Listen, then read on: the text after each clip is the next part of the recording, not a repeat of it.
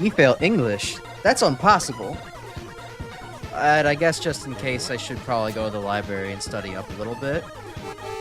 Hello, welcome back. Playing more MaGMML3. One day we'll finish this infinite game with infinite game in it, but for right now, we'll continue enjoying the ride.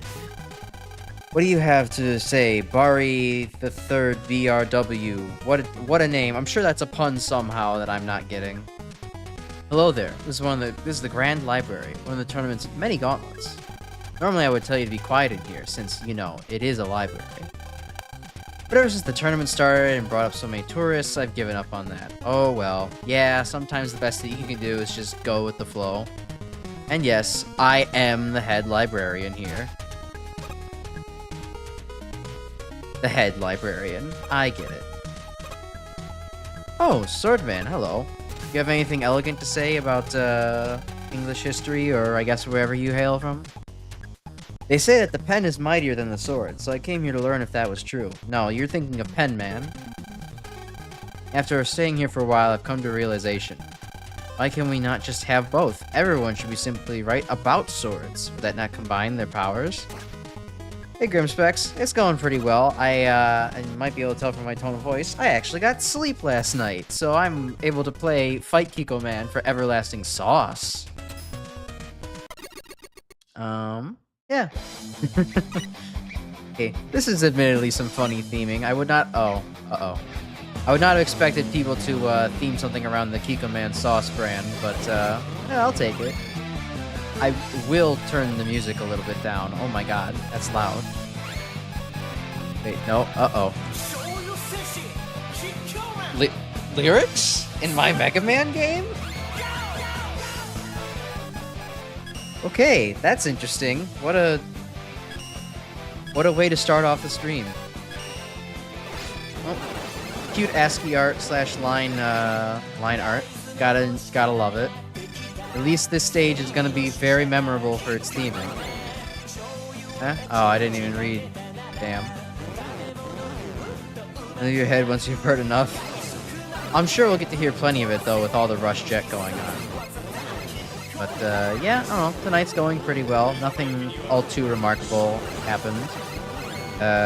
Work was fine. It was work.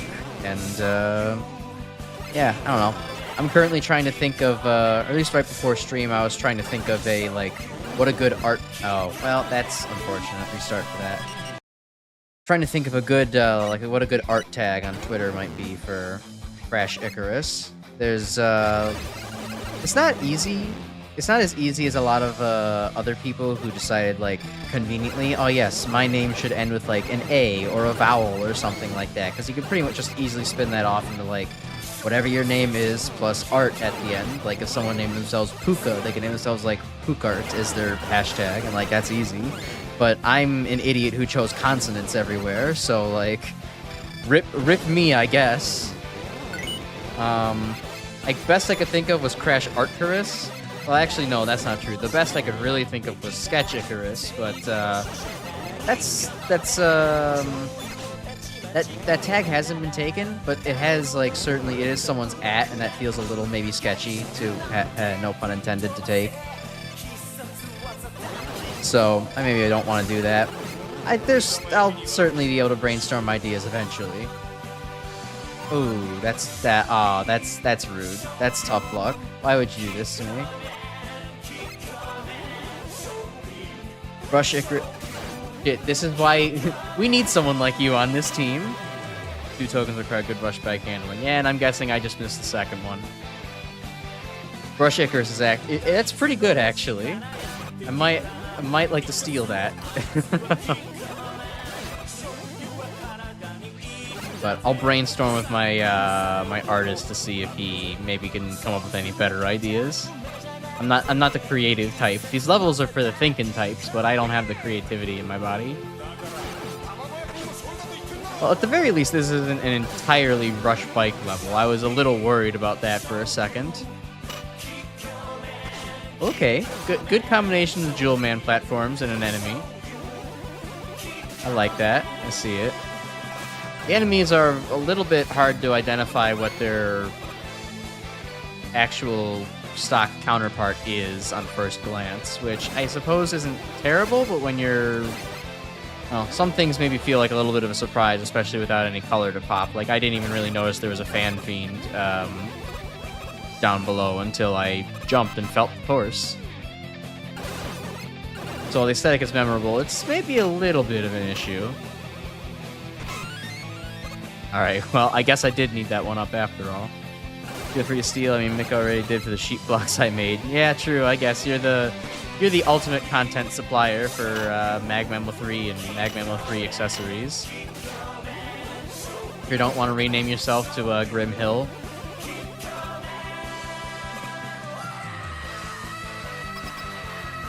Alright, I can see what you mean about the song being absolutely iconic. Half of it's just the word Kiko Man, and then the other half is screaming.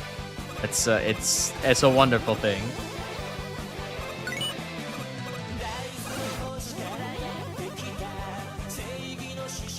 Alright. Not so obvious secret. I like it. Oh, and enemy destructible blocks. Alright, alright, alright. We've got gimmicks. We've got more gimmicks than just the platforms. Oh, okay. And now time to direct this over. So, let's see. It has to be from above, so... do this. That looks like enough. Hopefully that 1 pixel isn't going to matter too much.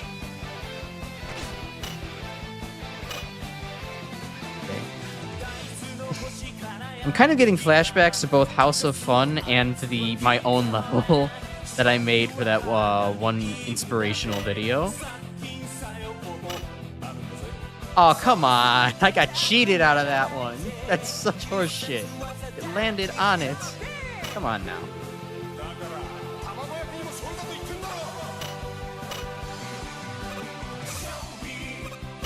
There we go. Okay. This is a pre-existing track, but no one knows who did the remix. The only upload on YouTube is by someone who's convinced he's the only person who has it freely available. That's weird.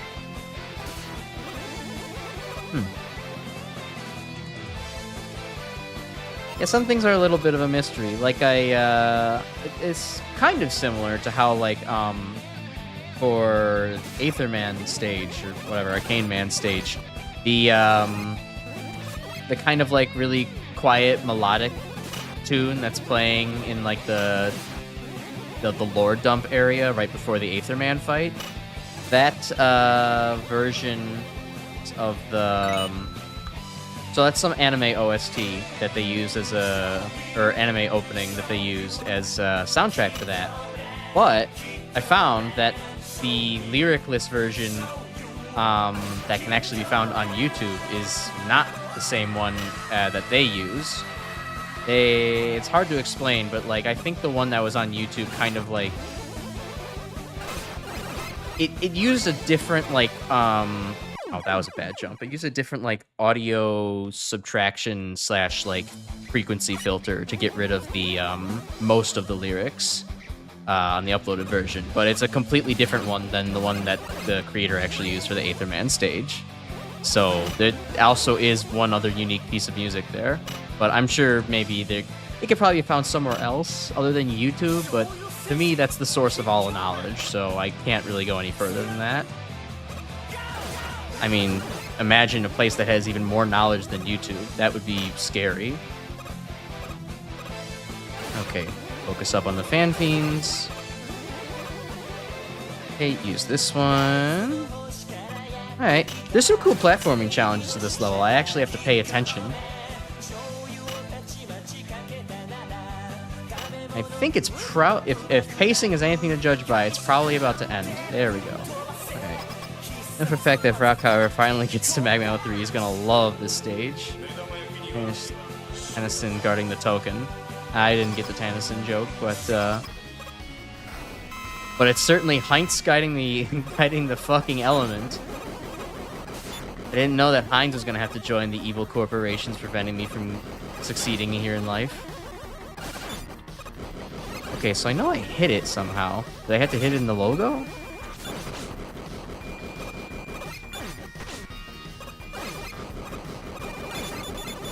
Okay. It's just 1 damage per. Okay, I get it. I get it now. And it's a manage your screen space kind of thing. None of these enemies feel like dropping any health? That would be all too convenient. Let's see if I can clutch this out now. Uh-oh. Probably not. Not if there's a second phase. And the Heinz is getting angrier. Ironically, I feel like this is actually a little bit easier now with the invincible force fields coming out at a faster pace. I don't have to move around quite as much. I can just shoot at a position I wouldn't want to stand at and just move out of the way. Alright, sweet. Ever find a remix of Black Sabbath's Paranoid by Japanese doujin artist SSH. I only found it again because someone uploaded another rip of it a couple years ago on YouTube. Wow, that is a deep cut. Constance's a character that was part of 2chan's Japanese image boards back in the day, and probably only aware of as his stuff watching Raocow play the VIP Super Mario World Hack series. Gotcha. Yeah, I never quite went that deep into the internet archives, but you know, I barely even started getting into like anime type stuff until it took me until undergrad to actually even start just watching any anime at all. And of course, JoJo was my gateway anime, so that kind of opened up the rest of the floodgates. But even then, I still really don't watch that much anime at all, to be quite honest, or follow things that are anime related. Like, it's literally only VTubers. I'm that awful kind of fan. Oh, I see. This section was meant to be done while dashing through like crazy.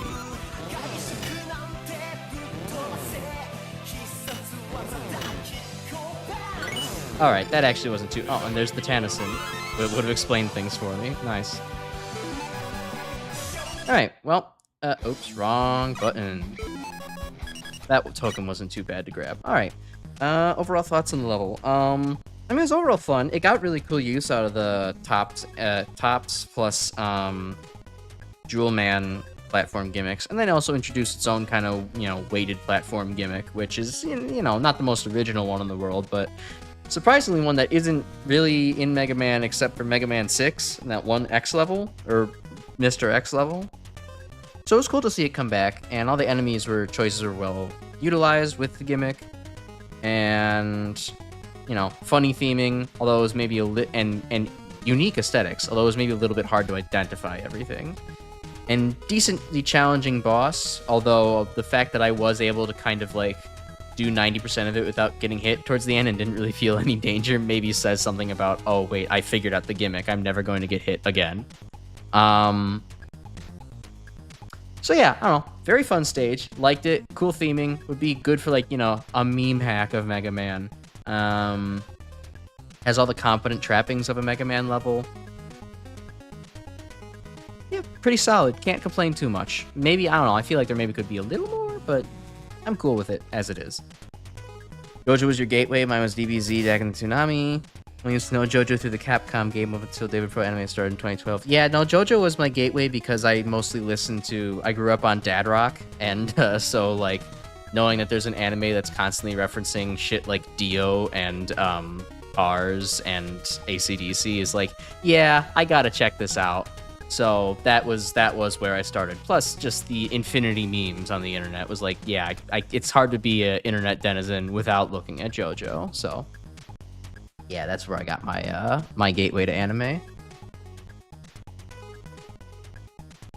mean, funnily enough, before then, I really wasn't into it very much. Like, you know, Dragon Ball was on, you know, Toonami a lot all the time. I remember that, but I don't know. Just the you know, the stereotypical jokes about anime dub pacing being terrible, and then also just kind of anime pacing itself being, you know, not quote-unquote realistic, where a character can talk for like a straight minute and only 2 seconds have passed, never really appealed to me. And the over-the-top ridiculous nature of shit didn't also. I don't know. It took a weird confluence of external influences for me to actually want to enjoy JoJo, and then I did, and I was like, oh, this anime thing ain't too bad. I just have to choose the exact right ones for me. How big of a metal music fan are you? Heavy. Oh, that was a good joke. Shit, I should write that one down. Yeah, no, I do really enjoy metal. I grew up on it. Like, I was literally like in first grade, being like, yeah, my favorite my favorite song is Shortest Straw off of And Justice for All. So like, yeah, I grew up with Judas Priest, Maiden, Metallica, and you know, I really enjoy Coheed and Cambria a good bit. There's not too many other metal bands that I listen to regularly, but like, you know, I'll find the occasional metal thing, and I do enjoy it a lot. What's your favorite underrated pick? I mean, it was when I was younger. I think it still is, but I'd have to rethink things over. Actually, no. I mean, Short Straw was my favorite for a long time, and then Spit Out the Bone came out on Hardwired, and that's kind of been my favorite Metallica song ever since. But out of the classics, yeah, Short Straw definitely has a very nice rhythm and beat to it. Something unique. Anyways, Mega Man. Mick didn't seem to enjoy this that much. One of the most baffling concepts I've seen in a while. I had to look it up to make sense of the whole idea. Yeah, I mean, the referential humor doesn't land for everybody, including myself. I see what this is going for, but I'm not sure if it works. Mega Man looks extraordinarily out of place. The rock remix, while awesome, distracted me from the level enough that I'm not sure it works as background music. The level starts interesting, Redding and Rush Bike, just like the Soy Sauce Superhero. It can take some getting used to, but it's an excellent start to the level, or at least it would be if this was a Rush Bike level. Unfortunately, oh Mick, you didn't play the other one yet. It's abandoned after the intro, which is a crying shame, as there were definitely opportunities for more speed platforming with the Doggo Cycle. To make matters worse, the escalator is a lot less fun than what's before it. Granted, the final room with everything over a pool of quote-unquote water is a fun time, and the ooh-ooh block puzzles are entertaining, particularly with the wind. Cat tops get entertaining setups, namely the fourth token. Dealing with them in pendulums at the same time can be frustrating. I think it's actually a really good combination, especially considering the tokens are not, or the tops are not very durable. They only take one shot. You can pretty easily dispatch it without it getting too headache-inducing. Only one instance. Level itself isn't bad. Less fun than it could have been. The boss. Let's see. A mess. Continue with bullet spam. The kid's doing 6 hits. Damage is high, but it's pretty overall easy to dodge. You just gotta have some patience to it. I can't clear the ridiculous spray minions with Tornado Blow because that causes near undodgeable barrier to form. I really should have tried that out. That would have been funny as hell. Inconsistent guarding behavior makes it really unclear if any weapons are effective. That is true. It was kind of unclear if I was actually doing damage by shooting it. I had to like really watch the health bar and pay attention. And if I didn't have damage numbers up, it probably would have been hard to interpret. Half my personal recording is spent in this travesty, and I pretty much just brute force the thing. If there's a trick to this, I'd love to know. Otherwise, the Heinz bottle is such a terrible boss. What? It's not that bad.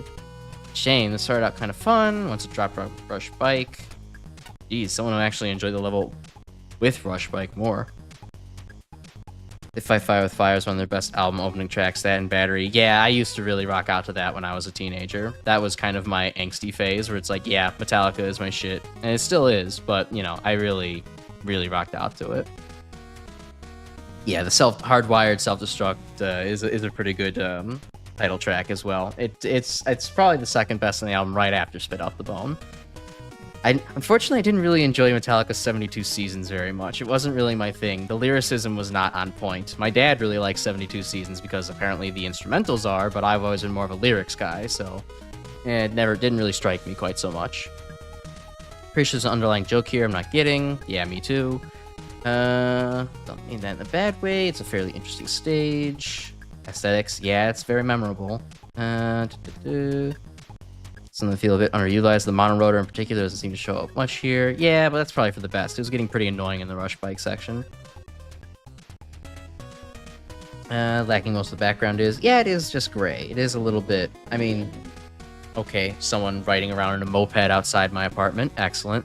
It is kind of just gray. The little extra, like, statues and art thrown in the background does kind of help freshen things up after a while, though.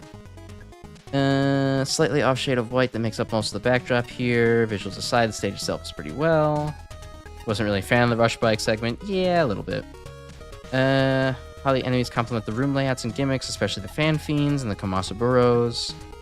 Different variety of ways that contribute something to the platforming rather than just being there for the sake of it, which is always a plus in my book. Major complaints to the stage from some of the tokens was the end boss. First 3 tokens would be a lot harder to obtain than the final 2. Yeah, it is, but, you know, at the very least, they're the first tokens, right? So you can pretty quickly go and retry them. I think it would have been nicer, though, if the little creator not put the 2 checkpoints right next to each other between the screen that you have to do a instant platform with rush bike, and then the area right below it where rush bike is ripped away from you. It's kind of mean. Fight is pure chaos, deals massive amounts of damage. So triggers shots. Bit of a sour note to end on. I don't know, it's a Thinkin Man's level, that's why it's in the library. Or Thinkin Man's boss, that's why it's in the library. Final side note, the song used in this level is unbelievably catchy. I'm going to hum it for the rest of my days. Thank you, Kiko Man, for the everlasting earworm of a theme song. And you're a metal fan, you ever listened to the Guilty Gear OSTs? They're excellent. He's a huge metal fan himself. I don't think I have. I mean, I know my friends play the game. I think I've heard things in the background when they're actually, you know, I watch their stream kind of with half of my attention going there. But yeah, I could probably check that out at some point. And then Rocky is JoJo, yeah. Soup Alphabets Unleashed, Craziness and Third. I don't get the reference here. Yeah, it's definitely landing on on untrained eyes. Sorry, Lobster King.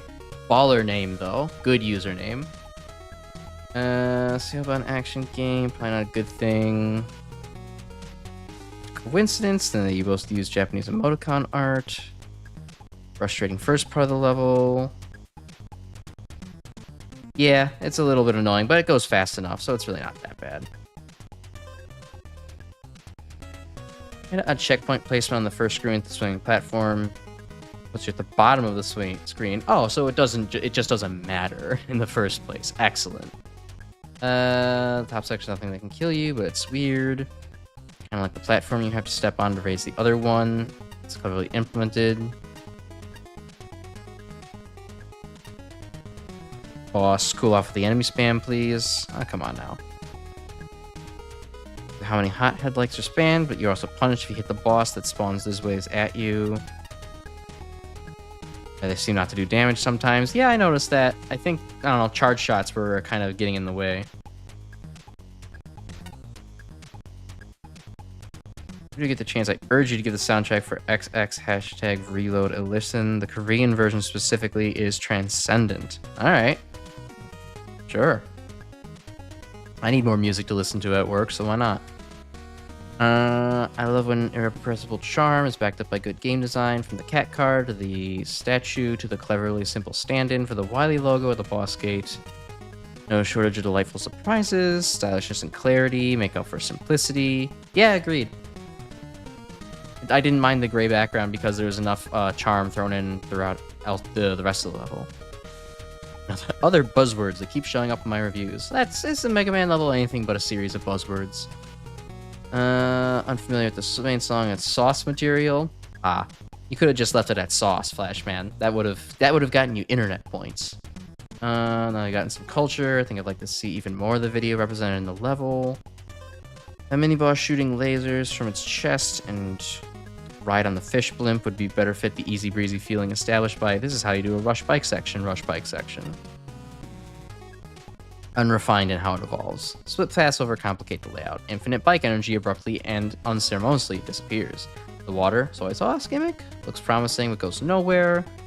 Block breaking puzzles go somewhere too quickly. More of a learning curve is needed. The final stretch feels underbaked. Being able to reset the vertical platforms without dying or using weapons would be a huge improvement. However, swinging platforms top is a plus to be clever. Honorable mention to the fans as well. Resetting the vertical platforms. Soy sauce gimmick. I feel like I missed things by going on the paths that I did. Because for me, the conclusion felt correct and natural because I was on, I guess, the more enemy and swing-based path. So it didn't even phase me. I was like, oh man, things have disappeared. So, coincidentally, I picked the path that gave me the best time. Overly long and hectic boss fight. High-pitched whistles ruin the music. It's also just loud. As far as illegible... Indirect hits unfairly trigger a counterattack. To its credit, this is about the only place in the contest where launching Water Shield is as fun and damaging as it should be. Huh. Criticism aside, the best parts of this level are fantastic. When a fan of the X series, you enjoy ZX a lot, right? Yes, ZX is... I haven't played ZXA. I'm trying to save ZXA until after I finish the X series so I can have a palate cleanser and you know, a reward. I'm saving the cookie, you know, for the end. Was it about the series you enjoyed X? Just curious. I really enjoyed ZX itself, just because...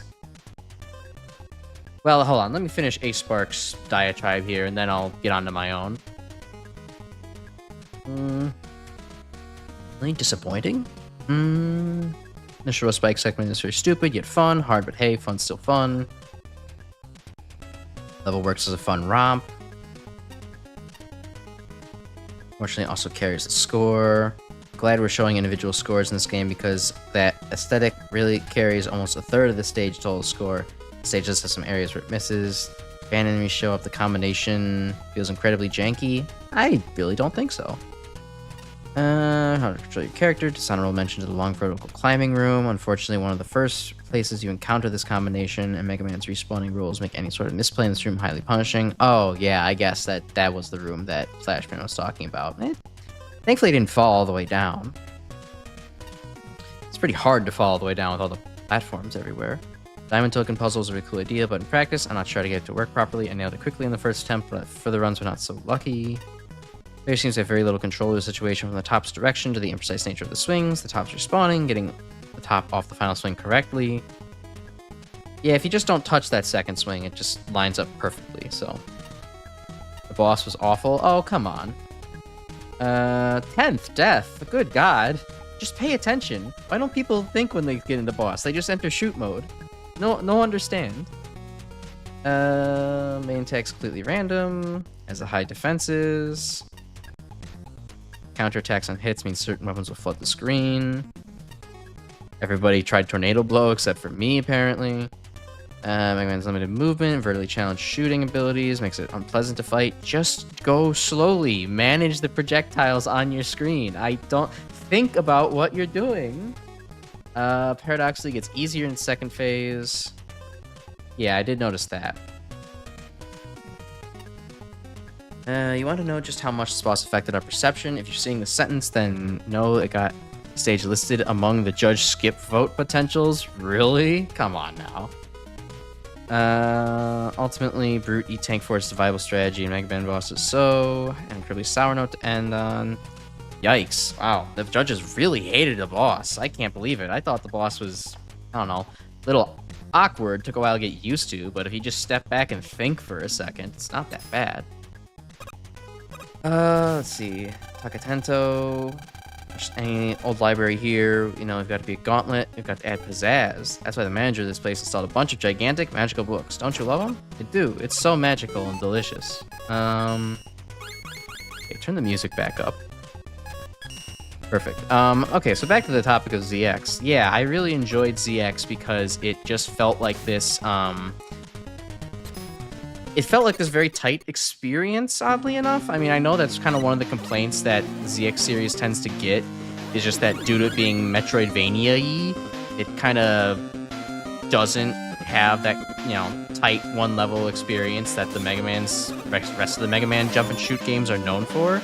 But I was very pleasantly surprised to find that the backtracking nature of the game actually wasn't that bad. Like, levels or, you know, areas worked just as good backwards as they did forwards. And, you know, I thought that was really, it was actually kind of fascinating to have that not be a horrible, horrible mistake for Mega Man, you know, gameplay.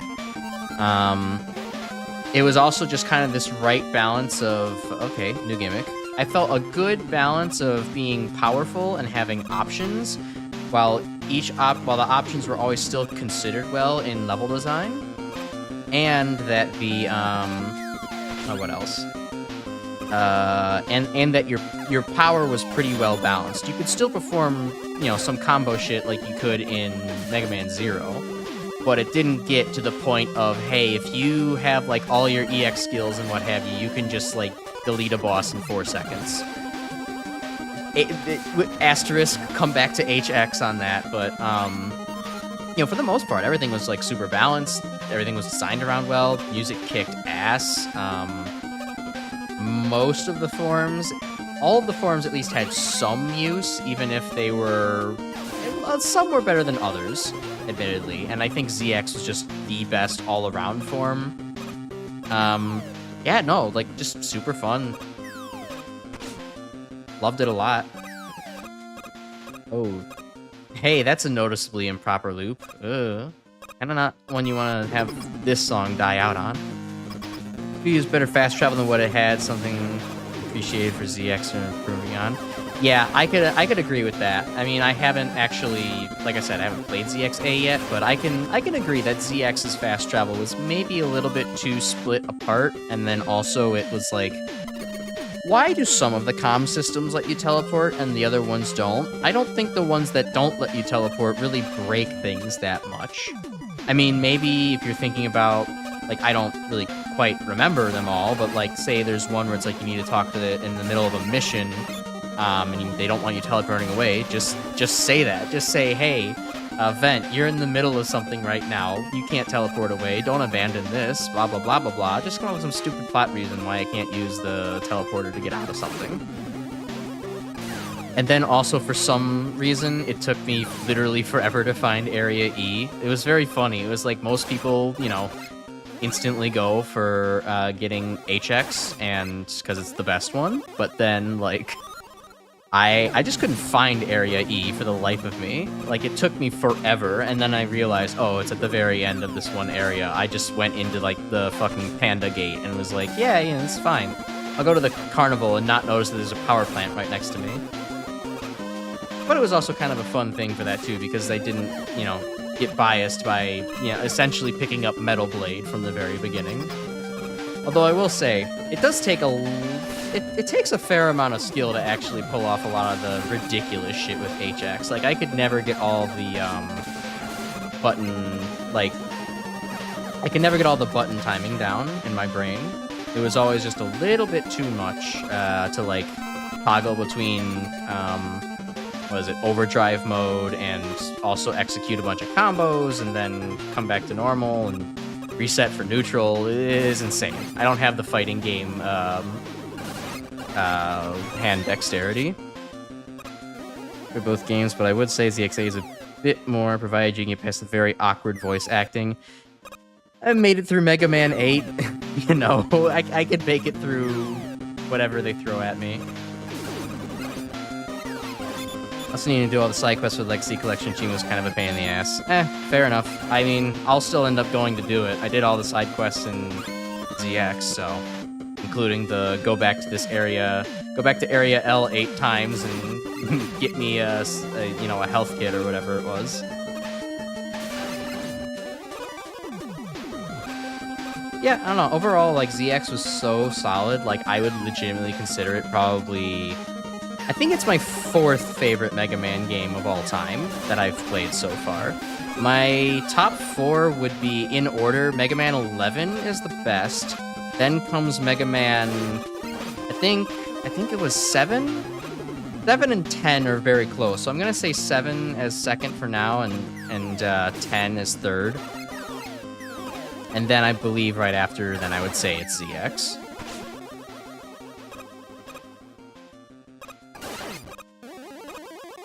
I guess if there's one complaint I had about some of the forms in ZX, is just that PX and LX feel like very underpowered forms. They're just kind of like, they're very useful. Well, PX isn't very useful at all, and then LX is only useful underwater, and even then it still feels kind of awkward. But, you take what you get, and ZX is fun enough to actually just play around with as an all-around thing, so.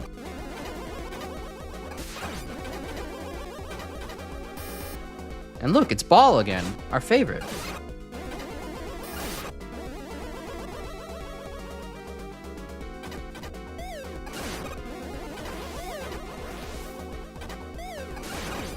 Alright, just focus on the ball. Don't let the eggs get you. We'll be out of here. Ow. Alright, Simple enough. Maxed out achievements for every Legacy collection I own. 0ZX the only exception because I can't get my controls on Xbox for the Z Chaser achievement. It's pretty much impossible to do the best of times the default control setup for me. Yeah, I don't think I've tried out the Z Chaser mode just because I know it kind of combines things from all the games. It's like, you know, I have to avoid spoilers from saving ZXA for so long, so that's the only one I haven't completed. I'll give that a shot eventually, but I don't think I am not bothering with all the achievements and all the Legacy collections. There's a certain point where it's like, this is too much. I'm not gonna play this much Mega Man Zero or this much, God forbid, Mega Man X. So. All right, so platform hijinks. I don't know, actually. I kind of like that less than the previous 2 levels. It was very generic. Like, I didn't feel like I had to focus up at any single point there, especially judging by the fact that I talked about Mega Man ZX the entire time I played that stage. The one gimmick is just rising platforms, which, while used fairly well, is also barely considerable as a gimmick in itself. I mean, you know, it's just moving platforms. Enemy choice was at least used well. I like how those beetle enemies were sometimes shielded, so they, you know, had to be projectile spammers while you're platforming. But then the copters, like, I was never really threatened by them. I was just face tanking my way through to get past it quickly. Having Ball as a final boss felt a little underwhelming. Especially without any modifications to the room whatsoever. And then, yeah, I don't know. I don't remember a single thing that I did in that stage. It just went completely by me. So yeah, kind of a bit of a downer for me. It's not bad by any means, but it's just very kind of. It feels very Mega Man 5 Proto Castle, very generic, not much identity, and kind of forgettable. Completionist, I have a spreadsheet dedicated to tracking my gamer score. Fair enough. I like being a completionist in some things, but usually there's a limit for me. If it's like, you know, I can't think of a good example right now, but if something's like basically asking me, it's like, okay, well, max out, you know, this item and find all these and do this speedrun tactic. It's like, no, I'm good, thanks. Like, I don't need to go play through Half-Life and find every single Lambda cache. Like, no, I don't have time for that. Decided to stream the X series, guys, help show off some of the more tactical things you can do to make them a bit less painful. I mean, sure, yeah, I do plan, like I said, I think as soon as MaGMML3 is done, I'm going to start streaming, I'm going to pick up where I left off on the X series, X6. So, you know, you'll get to experience that and, you know, guide me on some things. Yeah, just now 100% X6 achievements. So I will eventually be getting to that, picking up with X6 again. And then, I don't know, from there, probably wrap around, maybe do a quick jump through the other X games, go through... I wanted to do 90 S-rank runs for Mega Man Zero at some point, just for my own personal satisfaction. On hard mode, so I'll probably come back to that. But yeah, I have a couple of Mega Man plans in the future. The only other current thing I have planned for streaming would be for October coming up, you know, spooky month. I'm gonna play Sweet Home on the NES if I can find a totally legal, you know, copy of it to boot up. Anyways, Mick, what did you have to say about this? Turned out better than the most misspelt name implied. The 2 core gimmicks: stang gun girders and conveyor wheels. Oh, yeah, that's right. There's conveyor belts in this stage, too. Yippee. Simple yet highly effective for platforming. Level finds a decent variety from them. Natural difficulty curve. Useful enemies. Range is massive, predictable and slow. You get there, enemies are a bit less impressive. Ben K isn't badly used, but his difficulty curve is a bit off. The most nerve-wracking one is fought early in the wheel section.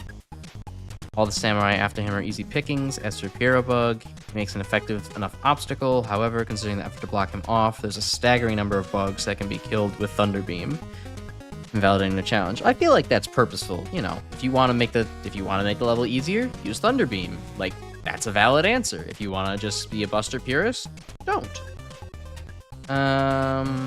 Since there was an effort to protect him, I'm not entirely sure this was intended. I'm pretty sure it was. Other than that, the level's main issues are improperly looping music. Yeah, that was also very noticeable. Why?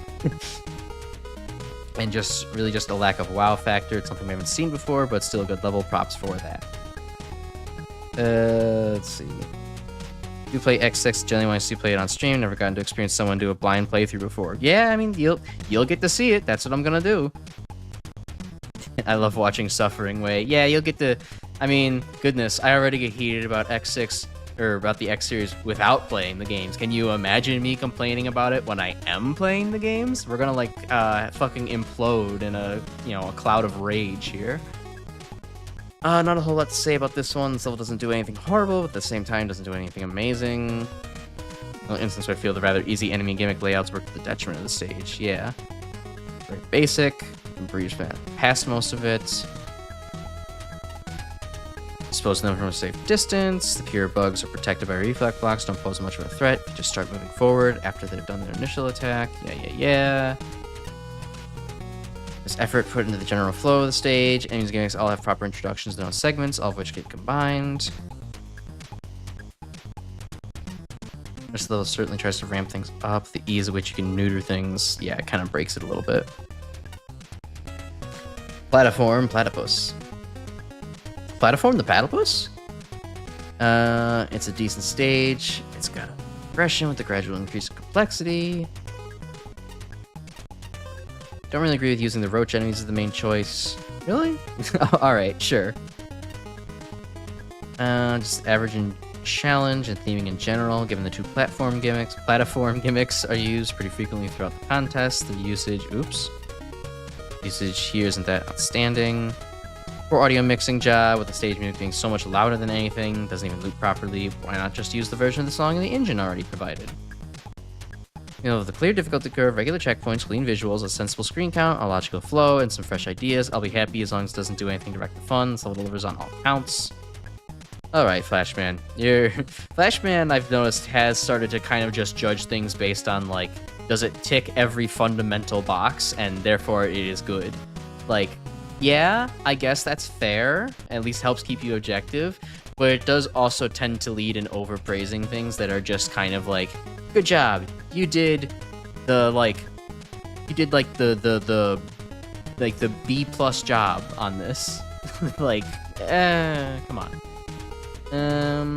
Like a challenge production, introduce the main enemies, add a gimmick, switch to a different gimmick, combine the gimmicks. Too much time, so sections can be condensed. Challenge is solid though, use in subtly clever ways. The mini-boss make great use of both enemies.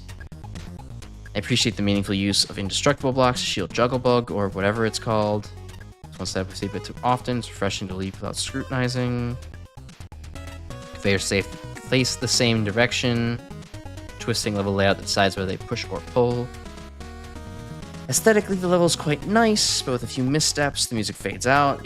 Yep. Theming could be stronger. Nothing ties it visually. Drop the iron ball here. Now doesn't feel like an arbitrary choice. Neither gimmick made it into the boss chamber. Yeah, that would have done something for the level at least.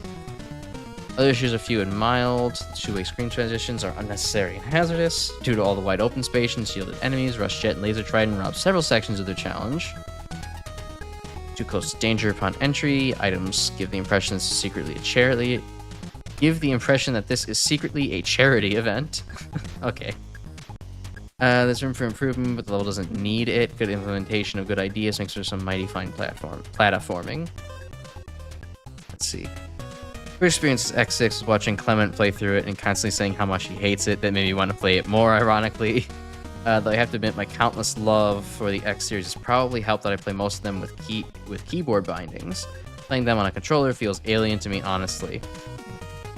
No, that's fair. I mean, it actually took me, when I played MaGMML3, it took me using a keyboard setup to actually enjoy Mega Man a lot more and coming up with my own custom keyboard setup. I really did not understand playing on, like, well, this is where it's understandable. I played most of my Mega Man games early on a Wii remote, and yeah, that's not the best controller to be using, to put it bluntly.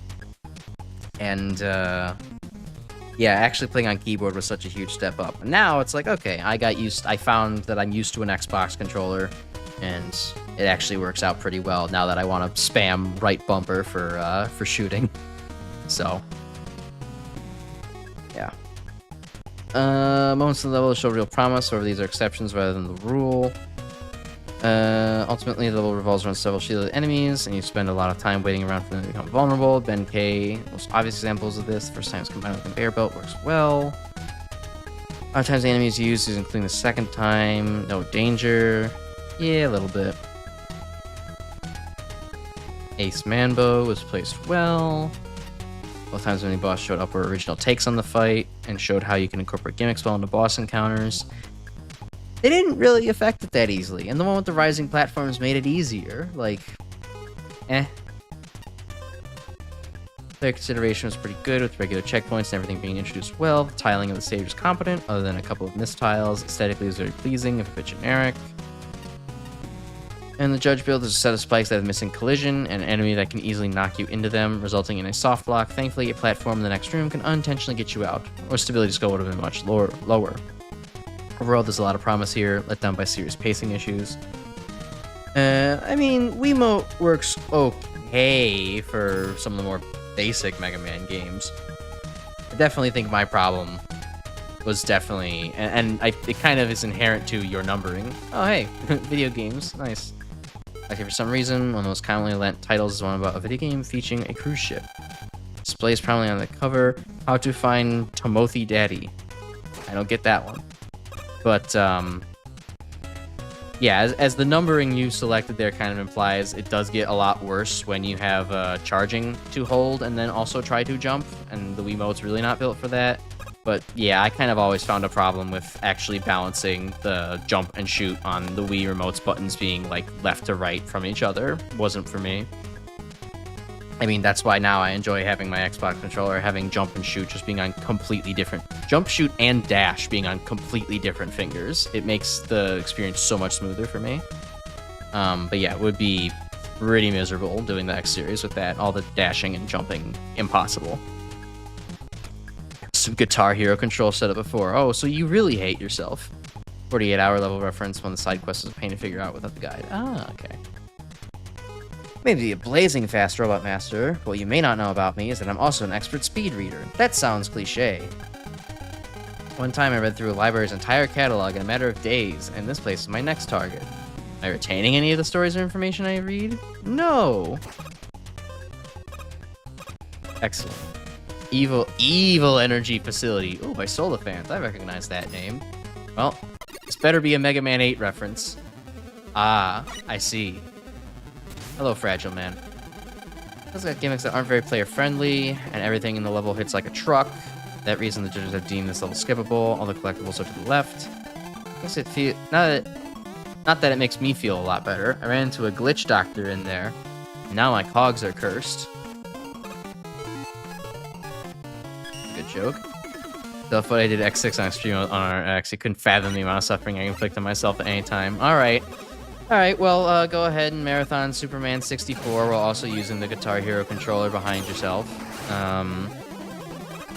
Behind you with your hands tied behind your back. Now, that is disgustingly impressive. You're starting to scare me, sir.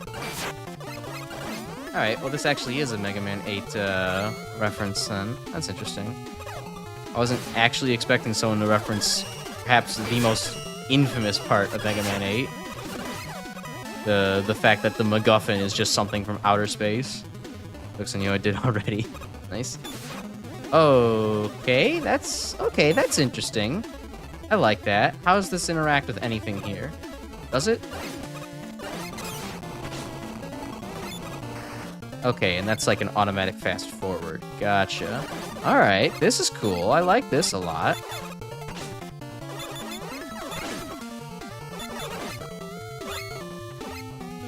I do maybe wish that the Met shots were a little bit more predictable. Right now, their spread shots are honestly kind of, really fucking with my head.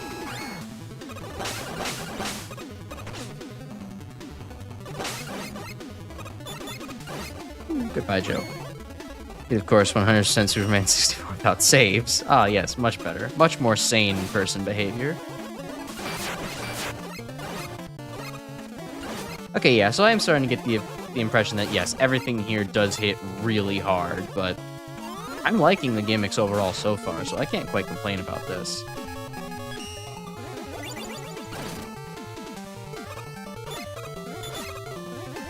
Whoa, whoa, whoa, whoa, whoa. Okay, I understand. Oh. Just crush me already.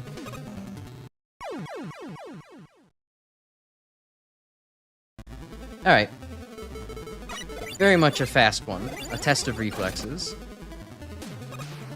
And probably some laser trident will help out.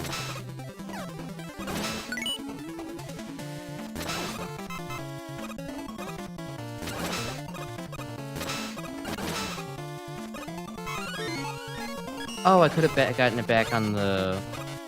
Of course, Spark Chaser does nothing again. I really wish Spark Chaser got less confused.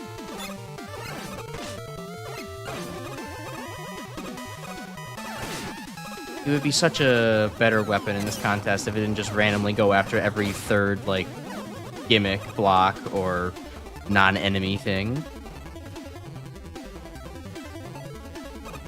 Is the worst, including spin-offs. Oh, okay. We got evil energy mutations. Ow. Alright, that's actually hella cool. I love that.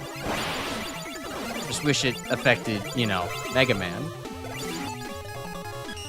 Of all the Mega Man games, what would I say is the worst? That is a good question. I mean, I haven't really played too much as far as spin-offs are concerned. Like, say I never bothered myself with something like fucking X-Dive. That would have been a sad experience to trudge through. Nor have I ever done, like, I know there was that one, it was that one, like, weird idle crossover mobile phone game that was, like, for some reason all the Mega Man 2 robots were, like, extremely old, and they made poor Heatman an alcoholic and thought that was, you know, a cool thing to do. I never played anything like that, so I really only have the official titles to go off of, and mainline ones. It would probably, I mean, I'm a big hater of 2. We established that previously. I'm also a big hater of X2 and X3. Those might be my least favorite games. I will say overall, you know, I can understand where people could like X2 and X3.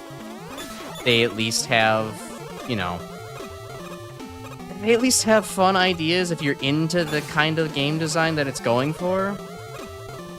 But they're not for me. But I don't know, Mega Man 2 is still just one of the least enjoyable experiences I could think possible. It's just also like, holy shit, everything here is so rough around the edges, it's barely even worth playing, unless you haven't done so before. And just, you know, need to play for the experience of saying, oh, yep, I played a game. I played the Mega Man game. Should've saw that coming. The mention of X5. Oh god, I can't believe I forgot about that. Good, thanks for the reminder. Yeah, fuck X5, actually. Wait, hold on. X2 and X3 aren't that bad. I remember that X5 stabbed me in the back with 2 swords instead of 1. X1 and X3 only pulled out the dagger and the short sword, respectively, and then X5 came around and was like, yeah, I'm gonna take your head clean off.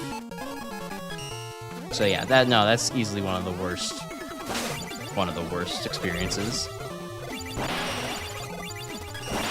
Now jump up here. No, I can safely ignore you. Okay. Alright. I can see where the skip teleporter came from. There's starting to become just maybe a bit too much going on at once around here.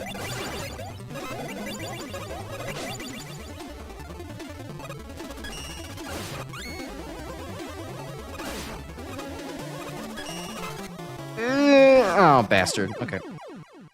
Your opinion will change once you play X7. Yeah, I know that X7 is, infamous, to say the least. I have definitely seen... Okay, so full disclosure, like, when I do play through the rest of the X games, it's not entirely blind. Like, I've seen all the games, like 12 years ago, so, like, I know the basics, and I know, you know, maybe some of the most infamous stuff from the games. But, I fell for that again. But I have a feeling that X7's not going to be the absolute worst thing I've ever played. It's just going to be this, you know, very much I can believe they fumbled this so fucking bad. It's just this slow, a slow, kind of poorly thought out experiment of a game that could have been done so right, but they just, no. No, oh well. Just deal with the fact that it's like mid and I'll live.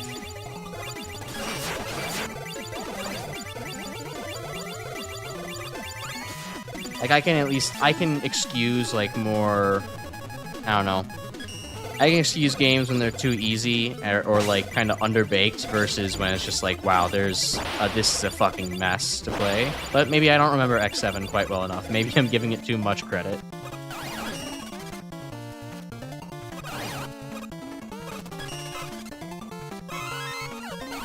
Oh, you motherfucker with all these... Stop it with the top hat. Stop it with the top hat hard hats. I hate these things. They shoot in way too many directions, and it's unpredictable. I mean, yes, they generally try to aim for you, but oh my god, they are so good at covering ground. And they're not really obvious which direction they're facing.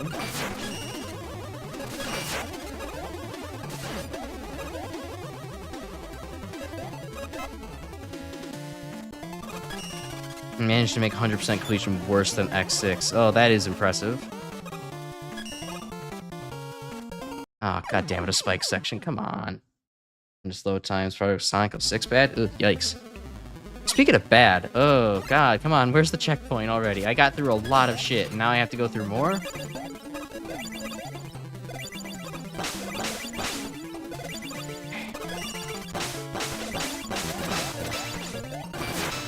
Yeah, we're getting into I no longer care about this level territory.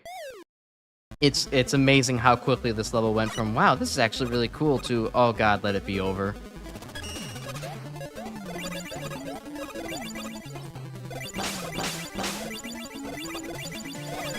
Restraint is the word that I'm sure the judges and myself will be choosing to complain about very shortly.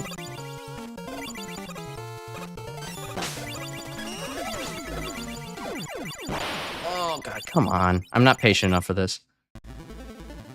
Capcom split the X series into 2 collections, and one collection just straight up has all the worst X games. Yeah, I don't know who the genius was behind that decision. It's like, why on earth would you do that? You could, I mean, it's the modern era. You could fit them all into one game. I understand, Capcom, that the thing you care about most in the world is money. You just wanted to extract money out of people for the X games twice. But, like, good god. So many people can just, like, get the better, you know... They'll just get all of the good products by buying one half of the 2 collections. Don't bother with all of them. It just makes that second collection just like a, why on earth would you do this experience? Although, I don't know. I am optimistic for X8. It feels like a little bit more of a return to form that maybe I want. But it also has been so goddamn long. Like, a return to form relative to, like, maybe the SNES titles. But it also has been so goddamn long since I've actually seen that game, and I might just be completely wrong about what X8 attempts to do.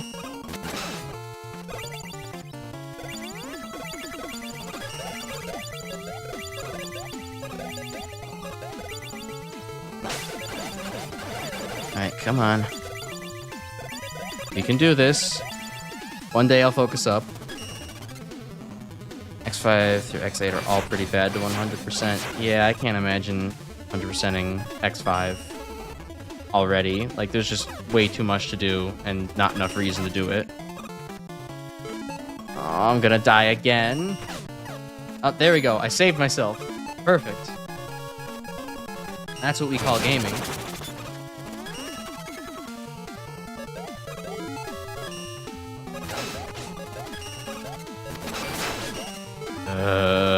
What kills you instantly? Okay, good. I can rely on Elect Beam. Okay, now I have to... Actually, no, I'm not going to carefully make my way through this thing. Good old Magnet Beam. Nothing beats that.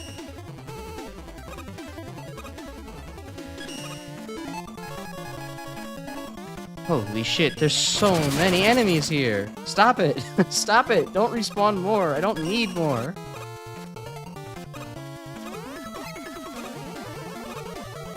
I said I have more tokens to search for, but just Wow. Also, there could be some collectibles here. Come on now. X8's play fraud in a lot of ways. People like it. Has issues and make me wonder why people would think it's better than X1, X2, etc. Yeah, I doubt that. I fully doubt that I'm actually going to end up liking an X game more than X1. It's probably going to be the best one for me, and that's unfortunate just because, like, you know, I still have my issues with X1, and just, it's, I don't know. I've always felt like, I only recently kind of figured out what a large overarching problem, I guess the best way for me to summarize my problem with the X series is, and it's kind of ironically like I fell for that twice. It's like ironically like a twist of a quote from Gemini Laser / Flashman85, where when he was playing his Mega Man 7 Let's Play a long while ago, he mentioned that, you know, Mega Man 7 really struggled on the market because Mega Man X already kind of took over the SNES market for Mega Man, and so now Mega Man 7 is struggling to have its own identity in comparison to the X series and actually stand out and be like, okay, well, how do we do Mega Man on the SNES without just copying the X series, but also not just being the exact same thing as the classic series, you know, that kind of thing. And, well, for me, I think the irony is that while, yes, maybe Mega Man 7 had that trouble in development a little bit, it has theming down. It knows kind of what to, you know, keep with Mega Man's powers, abilities. Nothing, you know, like that gets crazy out of hand. Mega Man X just kind of knew that it wanted to capitalize on that, you know, 90s extreme grunge kind of feel to things. And outside of that, there isn't like a cohesive gameplay feel to anything. It's mostly just kind of like, wow, wouldn't it be cool if X was in like power armor? Wouldn't it be cool if X like had, you know, multiple parts to like use? Wouldn't it be cool if this? And it's just kind of like, well, yeah, but is anything designed around this fact?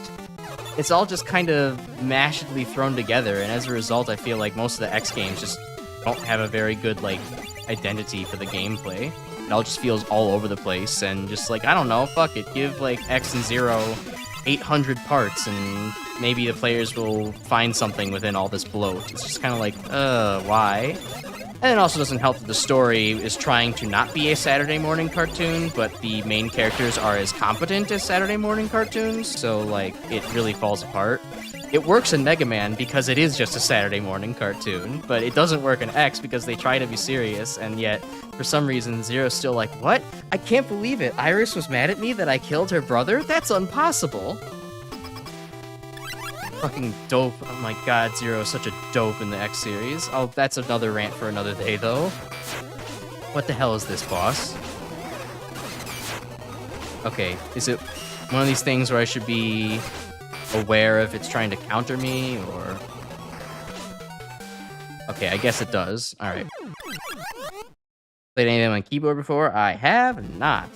Don't really intend to. In development, that game was made in 3 months. It's miracles it's good to us in that amount of time. X4's presentation certainly does not help. Yeah. Wait, Mega Man 7 was 3 months in development? That's actually extremely fucking impressive. Considering that it's one of the best Mega Man games, in my opinion. And also considering that, like, what, Mega Man 3 also had a 3-month development cycle and came out the way it did. I mean, yeah, you know, experience and all that makes it a little bit easier. Oh, what the hell are you doing? Oh, okay, cool, because your boss fight needed to be harder to actually navigate. And you needed an airman pattern, too. Alright, this boss kind of sucks. I'm done using the Buster on it. X-Force presentation certainly doesn't help. I don't know. I guess I don't know what you mean by presentation necessarily. I don't remember enough of it to be like, oh yeah, this is like, you know, kind of rough in that aspect. I only like, I mean, I enjoyed, you know, the switch over to PlayStation graphics, but I doubt that's what you're talking about.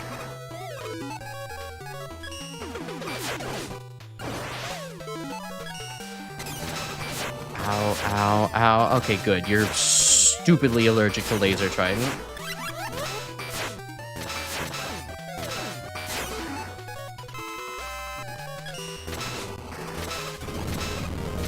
Yeah, fuck this boss. Too chaotic. Didn't like that.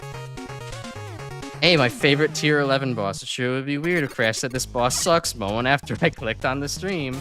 It really would be weird, huh? It's crazy that you, like, hallucinated that. Oh, the voice acting some of the dialogue is pretty rough on X4. I didn't notice the dialogue being particularly rougher in X4 than anywhere else. I mean, I guess aside from the Iris thing I just complained about. Japanese dub does a better job. Yeah, probably. Yeah, no, Ilva, I had no idea how you could enjoy that boss. That boss was, I mean, I get it. Like, if I just counterattack, it would... If I just focus on the fact that it counterattacks, it's less chaotic. But then it also just starts making the... With its desperation attack, like, hey, you know the best place to actually dodge this boss? Fuck you. You don't get to dodge there anymore. You have to dodge in the middle now, and it's completely awful to do.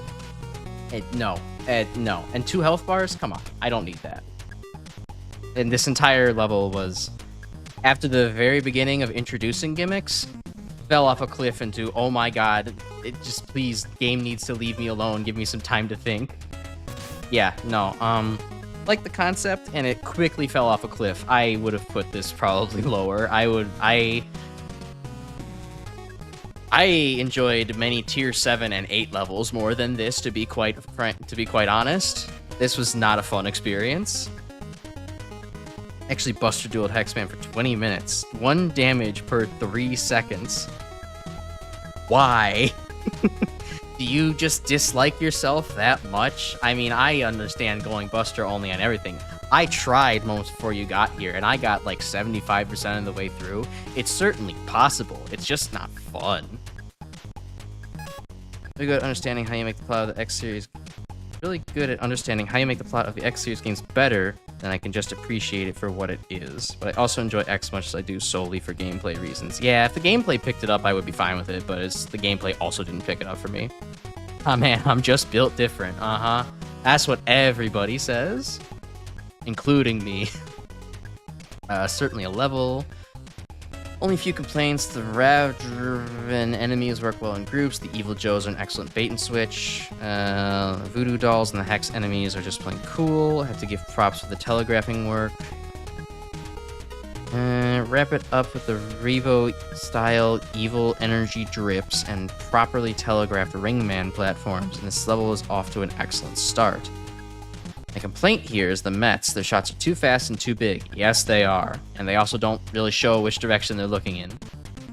Evil energy drip should have been a different color. Purple on purple, support choice for readability. Yeah, but it makes sense. Maybe it should have been the level that's a little bit of a different color. Rough design, not for lack of trying. The next stage, excellent variety. Too difficult, too fast.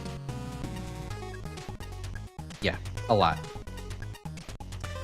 Just too much going on all at once. I have a recording of the final section, and I'm even watching it and replaying it. I'm still not quite sure what's happening. It's never quite enemy spam, since the placements clearly have thought behind them. But it's chaotic enough that I feel the limited checkpoints and lack of power-ups. It's strategic enemy fuck-youery.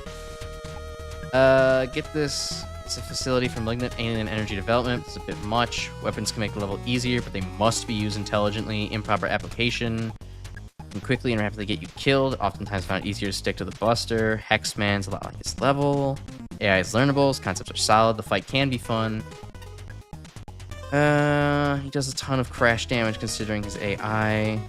Figuring him out completely is an arduous task, especially with his cramped arena and general physics insanity. If you are used to him, he's fine, but getting to that point can be more trouble than it's worth. Yeah, a little too rough for me. No issues throwing you in a spiky grave. Yeah, kind of like throwing yourself headfirst into the Zero games without knowing what's going on. It's just like, oh, look, death around every corner. Video proof of me being built different, so I don't know what to say. Yeah, I know. We all believe you now. I believe that was the last level with the skip teleporter. The entire level, anyway. There's ones for portions of levels? That's interesting. I really want to like this level a lot more than I currently do. It's got some very neat things going for it, but at the same time, has a lot of issues that hold it back. Oh, for tokens. Yeah, tokens. Okay. Difficulty with the stage introducing enemies and gimmicks just fine. Yeah, the token skip from Zatsu's level. Yeah, I only remember that one. It's so infrequent. I'm surprised it actually happened more often. Usually when tokens are a problem, the level's a problem too. The stage introduces new enemies and gimmicks just fine. There doesn't seem to be much of a middle ground. Rainbow platforms, straightforward, safe room. Demanding room, follows up with it. I dislike some of the challenges here. A good chunk of them end up being brutal. Oh, isn't to say that you dislike them. Ideas are interesting. I do like that. And it could be explored a little more. But, so effective with enemies that they quickly turn into chaos if you don't take them as slow as possible. And sadly, that's not an option for the one leading to the first token. Boss fight, well, actually, technically it is because you can backtrack, but didn't realize that until much later. Boss fight, unfortunately, doesn't really make up for anything either. Status effects he inflicts on you. Throw off the fight. Then getting into his high damage output either. Yeah, very much so. Yeah, too chaotic. Creative stage, cool ideas. Layout is very restrictively designed. Yeah, it is. There's too many things being thrown at me at once. Various curses the witch doctors can inflict. However, can't say I'm a fan of surrounding set enemies in reflect block cages pretty much always. They might as well have been indestructible stage hazards.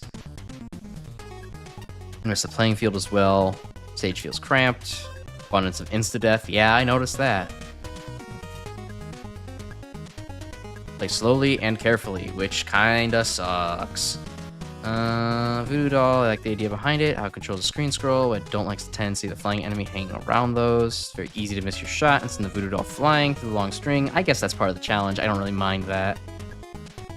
Tile set and aesthetics look great, though the purple's a bit monochromatic. Music is fine. Boss just doesn't work at all. I agree. Having him also inflict the curses at you, making you have to constantly adapt to the changes. A lot of micromanaging. It's not so much the micromanaging, it's just eventually the lack of space. Just, it's annoying and a slow, tedious fight. With 2 health bars. So glad finally there's something interesting and worthwhile with the evil energy. I agree. Theming is excellent here. Move. Uniformly purple is what you'd expect from this. Oops. Uh-oh. Okay, thank God I'm getting rid of this Xbox 360 controller soon. I ordered a new, 360S controller, but it's one of those, like, new GameSir ones. Should it be, hopefully, a little bit less bad to use than an actual 360 controller. Challenge design with no regard for appropriate pacing or difficulty curve, cramped, awkward architecture, brutal and crowded placement, spawning birds. I think they're birds that quickly overrun the screen. Our placement only goes so far. For me, there's no logic or finesse in any of the challenges, no sense that much play testing occurred. Shooting the dummy from both sides with every weapon yields inconsistent responses. Breaking the dummy breaks the camera position. Global physics changes need to be way clearer. Hit the screen a different color. Oh, that would get nauseating fast. I would not want the screen to be tinted another color every time wind or oil pops up.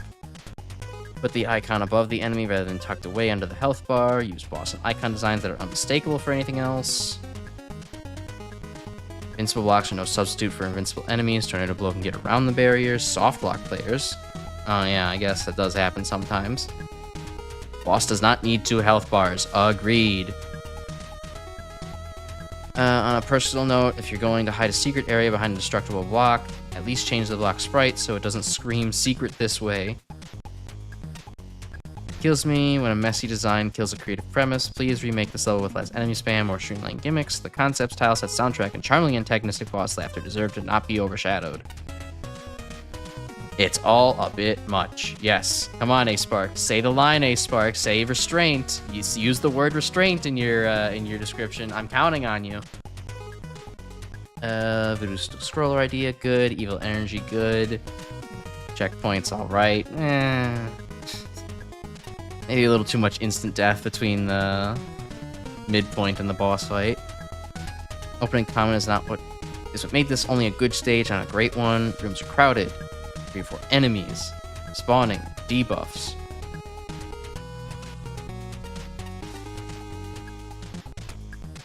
Boss. Individually a good idea, but again, too much. a lot of damage. Second phase where the difficulty's ramped up. Yeah, and then throwing an airman dodging. That's way more deadly than airman, too. Ah, he didn't use the word restraint. Damn it, I was wrong. Alright, doubters win. You get the chance to play any of the first 6 X game on keyboard, I'd recommend at least trying it. You'll be surprised how much the game feel improves. Interesting. Okay. I wouldn't expect it to be that much better on keyboard, but I guess I could give it a go. A life of flying through the skies can get tiring, which is why I've decided to take a part-time job shelving books. See enough dust on the top of shelves to last me the rest of my life. And no one's going up there. You're the only cleaner that they got. Wily's Haunted Castle. Oh shit, well I should save this for October.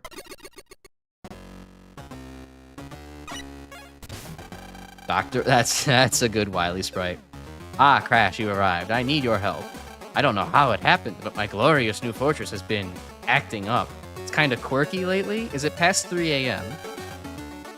Put it bluntly, my fortress has somehow been haunted. Anyway, do you think you could put aside our differences and help me out here? I promise I'll put off my attack for at least a week if you help me.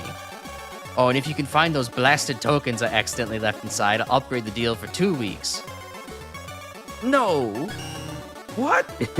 Fine, I'll throw in some bolts too. Now get going. Yes! You drive a hard bargain, Wily, but like $13 will absolutely sway me to do this menial task. Like, I got enough, like, for, like, Wily essentially just gave me enough for, like, a McChicken and said, okay, I'll sweeten the deal. He might as well have tried to bribe me with, like, a fucking George Washington, but not the 100 variant. Okay. Very, goodness. That is a strong, high difficulty spike to start off with. That is a lot of platforming over instant death to start a stage with. It's not like it's impossible to play, but it is a little bit out of the Mega Man formula. Okay, so I guess this is a good way to preview what's coming up. And a blasted token. Okay. Works good enough. I swear that I also, when I teleported in, I thought that this was the Adventures of Sonic the Hedgehog Robotnik theme, not whatever this chiptune theme is. I don't know why, but for some reason I was getting very much ready to brace myself for a snooping as usual. I see. Map dash to Z, jump to X, shoot to C, A and B, weapon swaps works pretty well for me. I mean, yeah, I would say my normal default, like, when I did used to use keyboard for all my Mega Man stuff, I was, let's see, for a while I was Z, X, and C. C was slide. I believe Z was jump, and X was shoot. It was either that or, you know, the other way around. Ow? It's just... Oh, okay, no, I jumped into the skull platform. I thought skull dispenser. I thought for a second that the fucking girder hurt me while I was just standing there. And then yeah, I would also do like S and D or A and S as weapon swaps, and it worked out all right. But eventually, I don't know. I just found the controller to be a little bit more more manageable for most of my Mega Man needs. Certainly is the best way for me to be playing the Zero series. I am a little bit sick of the holograph Mega Mans, but that's just a personal skill issue. I honestly just am never paying enough attention to the background to realize that they're there. Baby Felix's Halloween music, I hear. Underrated soundtrack. There's a lot of cool soundtracks that people have actually pulled up for this game. So many things I don't know from retro gaming. It's pretty nice. I will certainly have fun with the sound test one of these days. I will also like to point out that it is simple but very cool to turn the Windman platforms into guts lifts. It is engaging without being overly difficult, and feels like a natural evolution of that platform's use cases. This block looks suspicious. I'm going to try to break dash into it, even though I'm almost certain it was not going to do that. It was just going to do nothing. Speaking of break dash, I'm not waiting. Okay, overall, I mean, this has been fun. Oh, an appropriate fight against rounder 2. This is actually a pretty cool way to use rounder 2. I mean, it does kind of, take away from the whole maze factor of fighting them, but it is an appropriate challenge that to platform up to them while they are just dropping things on you. And then also to have the occasional bet to deal with. This all feels very balanced for what I'm assuming is a mid-boss. And I guess if I really needed health, I could grind off the bats if I needed to. Oops. Invincible bouncy spring action? Sure. That looks awkward, but I'll take it. Functionality over aesthetics. Although, speaking of aesthetics, I am starting to notice that, yeah, I know the castle's haunted, but there has been at least 3 different, tile swap changes. It's getting a little bit visually confusing at this point.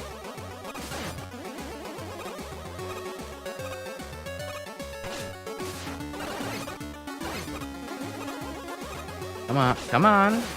Oh my god, it's getting a little annoying. Alright. Skill issue. Anyways.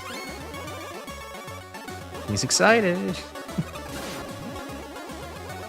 Yeah. He's just happy to be here, that somebody remembered his existence. And said, oh boy, I'm going to turn this platform into something interesting. Where'd that second one come from?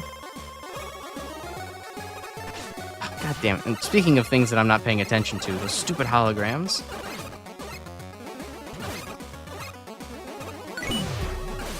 %. All right, we're getting there. Not spending them on anything, but we're getting there.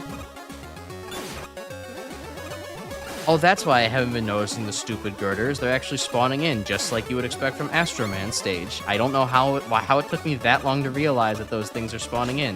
That's just very mean. I saw that hologram spawner right there, and was not sure how to overcome that issue.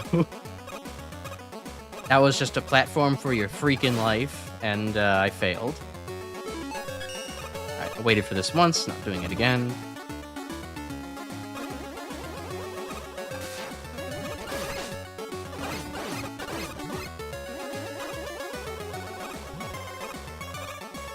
Oh, okay, that's how you deal with it. It just runs off without you. Good. Okay, I mean, fun enough level so far, but I don't know. Dr. Light's ghost, nice. I feel a little bit underwhelmed by the actual stage. The use of the platforms on rails and other variants was cool, though it, that alone I don't think can carry a stage.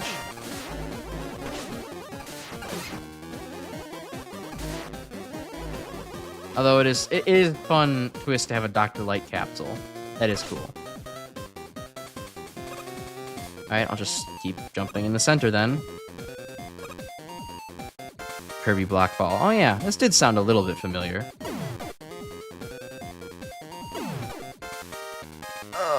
But why would you give this thing so many health bars? Like 2 1/3 health bars? Like, come on now. Nobody likes fighting the Wily capsule for this long anyways. Why would you make it even worse? Even me, the Wily capsule's greatest defender, this is a bit much. I don't need this much light capsule. Oh, you bastard. Oh, now you have invincibility things too? Come on now. Come on now, that's too much invincibility.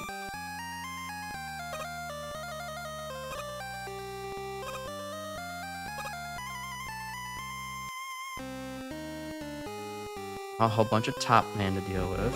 Okay.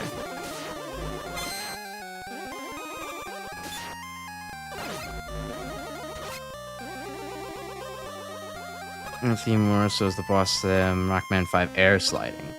Gotcha. That's a hack I haven't thought about in a while. This is an iconic one though. Come on. Yeah, you know what? Hey, I'm kind of done with this.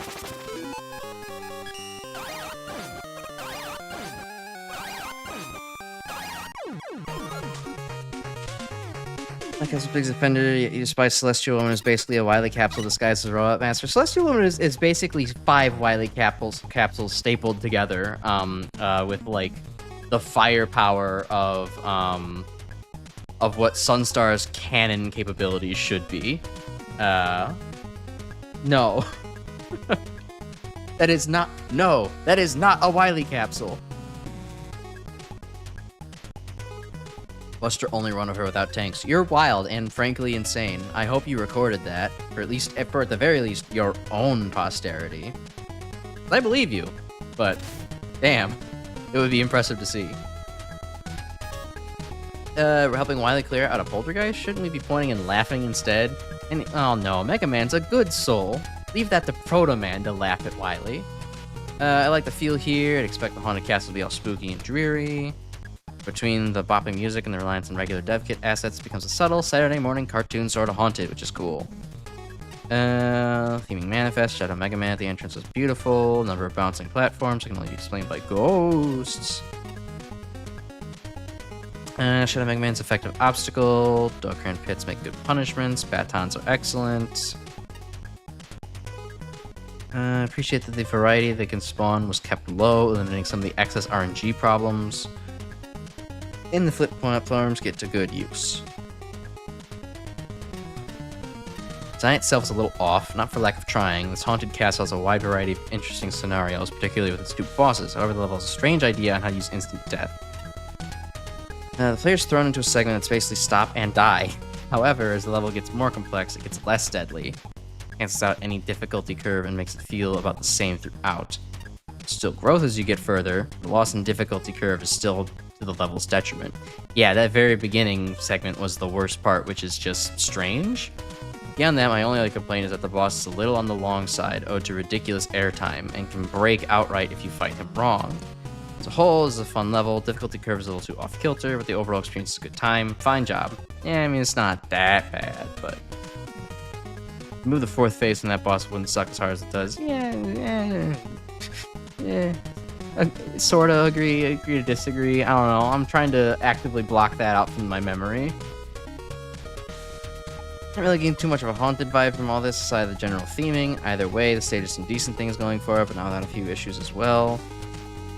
Platforming this level's a bit odd. While I like some of the concepts, problem with the layouts. A little cramped. This is the point where the gimmick usage starts being a lot more interesting. Putting the flip platforms on rails offers a small but decent twist to their functionality. Most of the segments involving them are rather enjoyable, save for the mid-boss.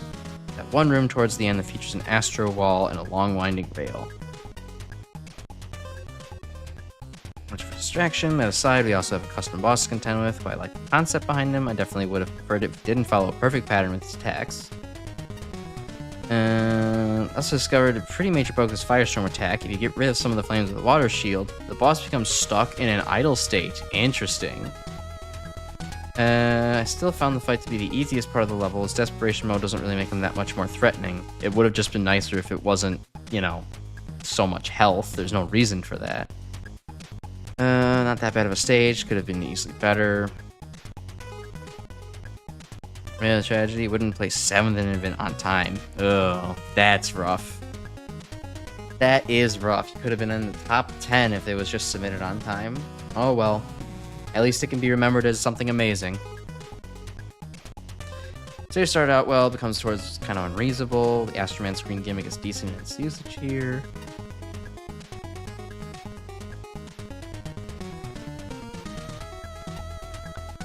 I'm getting used to. They weren't so bad and purely platforming. The problem with the stage begins that the mini-boss fight, when doing Buster only, they're just really hard to hit due to very precise hitboxes. You also need to time the platforms right to get up to shoot them without bumping into them directly. You need to time the platforms right to get up to shoot them indirectly. Oh, with the mini-boss? I think that's, I mean, that was really good. Maybe they didn't need to be there. I don't know, Apache. I thought that the Rounder 2 refight was actually awesome. Good inclusion. Towards the end of the Astroman screen, start to spawn more things. It's funny for sure, but at one point, one of the platforms just kept bouncing on one of the Crashman rail part indefinitely and looked really janky. Yeah, it got kind of odd. Dr. Light Capsule's a boss who spends 80% of his time airborne and out of reach. Huzzah! Just expect. Agreed. Any bedeviled building worth its salt ought to have a personality. Horrifying, creepy, or just spoopy. More regular fortress filled with thematically related objects. Yeah, it did kind of feel like we were just going through, like, Wily's U-Haul storage. That, like, with Wily is a great start. End. Fade to black between sections is ominous. It helps downplay how bewilderingly varied the decorations are. Cobwebs from the background. That conveys the haunted castle. That's really it. Or just could be disguised as chunks of ceiling. Enemies that pop out of the walls could have a more ghostly look. Invisible platform rails could be animated to fade in and out of existence. Rooms could be less cluttered and paced more deliberately to build tension. Humor could be included to play off the lightheartedly spooky feel of the music. Though I want more from the atmosphere, I'm happy with the gameplay, lots to absorb. It didn't get overwhelming at the very least.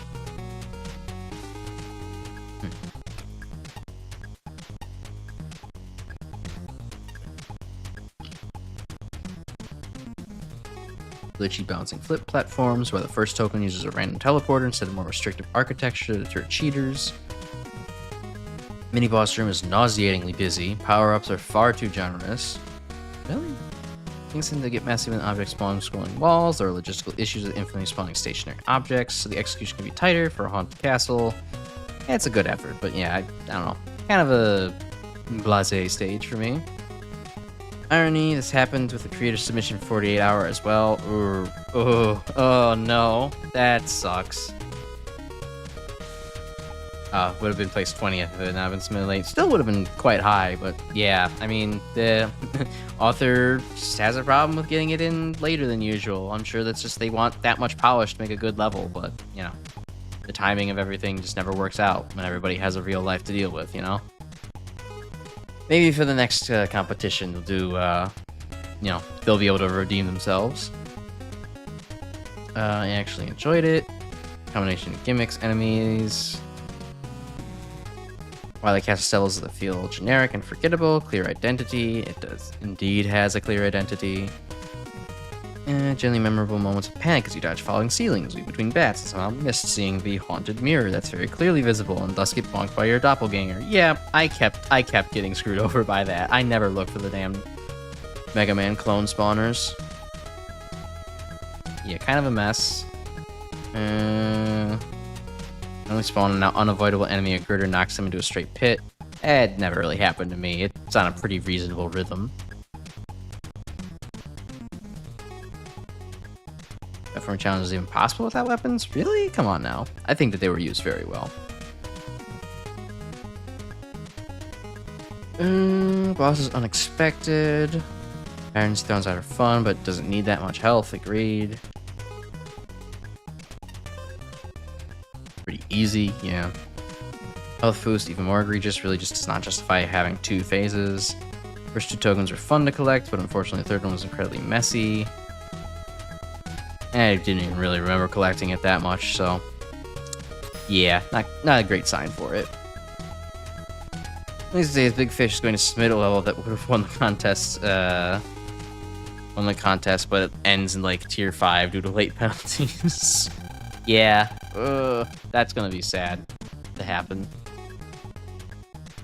Oh, there's no appreciation for the art of studying quiet or staying quiet nowadays. Everyone is so casual here that they never think about the ones like me who are being considerate and dead silent. Like right now, how you're talking so much. Voice my feelings about this very vocally and loudly, and I'm not at all being hypocritical. That's right, take it to Twitter. I'm sure they'll all agree with you. Arborito Monking. Oh wow, you're an interesting character. With the advent of true AI and mechanical life, we've never been closer to providing infinite monkey theorem of reality. Proving the infinite monkey theorem of reality. Strangely, such a straightforward, statistically independent proof requires actually training other monkings. Maybe we should instead look into why we beings of zeros and ones still require teachings, as if we were biological apes. Tragedy and comedy, right next to each other. I think those are the same thing, given enough time. And yes, I appreciate the monkeys fighting over Shakespeare to attempt to write it. Okay. I got Blockman. We'll talk to you in a second. Oh, hello. But the science category, hold on. I might know what's up here. The books here aren't even actual books. They're just fake book bindings. Oh man. Besides a QR code you can scan for a link to an ebook. How is this even allowed? Hey, I mean, I don't know. Digital distribution could be pretty good if you can just access it easily. Alright. Wet by Big Fish. Let's have something to charge me back up. Yeah, that's the kind of energy I need in music. Alright, clear indicators for pop-ups. And all of the fish enemies being used. Not going over my head there. Nice.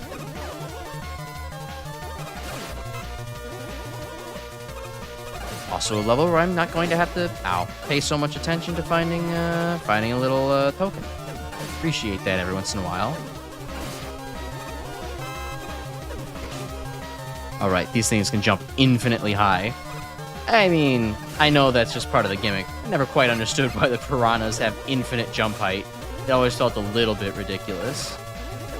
And especially infinite jump height, how they can always tailor it to where exactly you are. It's just kind of that perfect cartoon goofiness. Speaking of cartoon goofiness, fish attack! My real question is, how is this going to affect the trout population, though? No fish, don't go into the spikes. You have so much to swim for. Alright, well this is fun. The stage is having a lot of life with just a couple of fish-based enemies. And now we must race against the fish, otherwise we're going to become stinky. Although it is a little bit invalidated by the fact that I can mostly just... Oh, fuck off. That's the one time that the pause on healing has actually gotten me this entire competition. And that's that is my preferred, way of having it. Just because it throws off my muscle memory otherwise to not have it. Well, had to happen eventually. Ooh, capsule. I'll take that. Makes the sarcastic theme from Kirby Dream Land 2. Oh shit, really? It's been a while since I thought about Kirby's Dream Land 2, actually. I just had Dream Land 3. I played that on the Wii Virtual Shop. I don't think I ever played number 2. Doesn't sound quite familiar, but yeah, this is absolutely a banger mix. The big fish, yep. That's exactly what I was hoping for. I am curious if I have an opportunity to test it out. No, it doesn't seem like the big fish is... Ah, hold on. How much health does it have? I must figure this out. Yes! Fish launch! Alright, sweet. I'm so glad that was put in. That is one of the fun attentions to Mega Man 2 detail that I actually do enjoy. Letting the fish be killed in some way. Ooh, that's a close one. Alright, not sure why the piranhas all of a sudden have to be invincible, but it's not the end of the... I should have saw that coming. Good on you, level.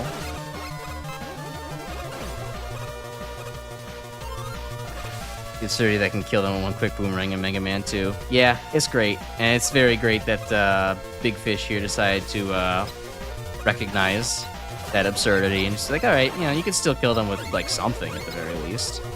Bolts on hooks. Nice touch. Ow.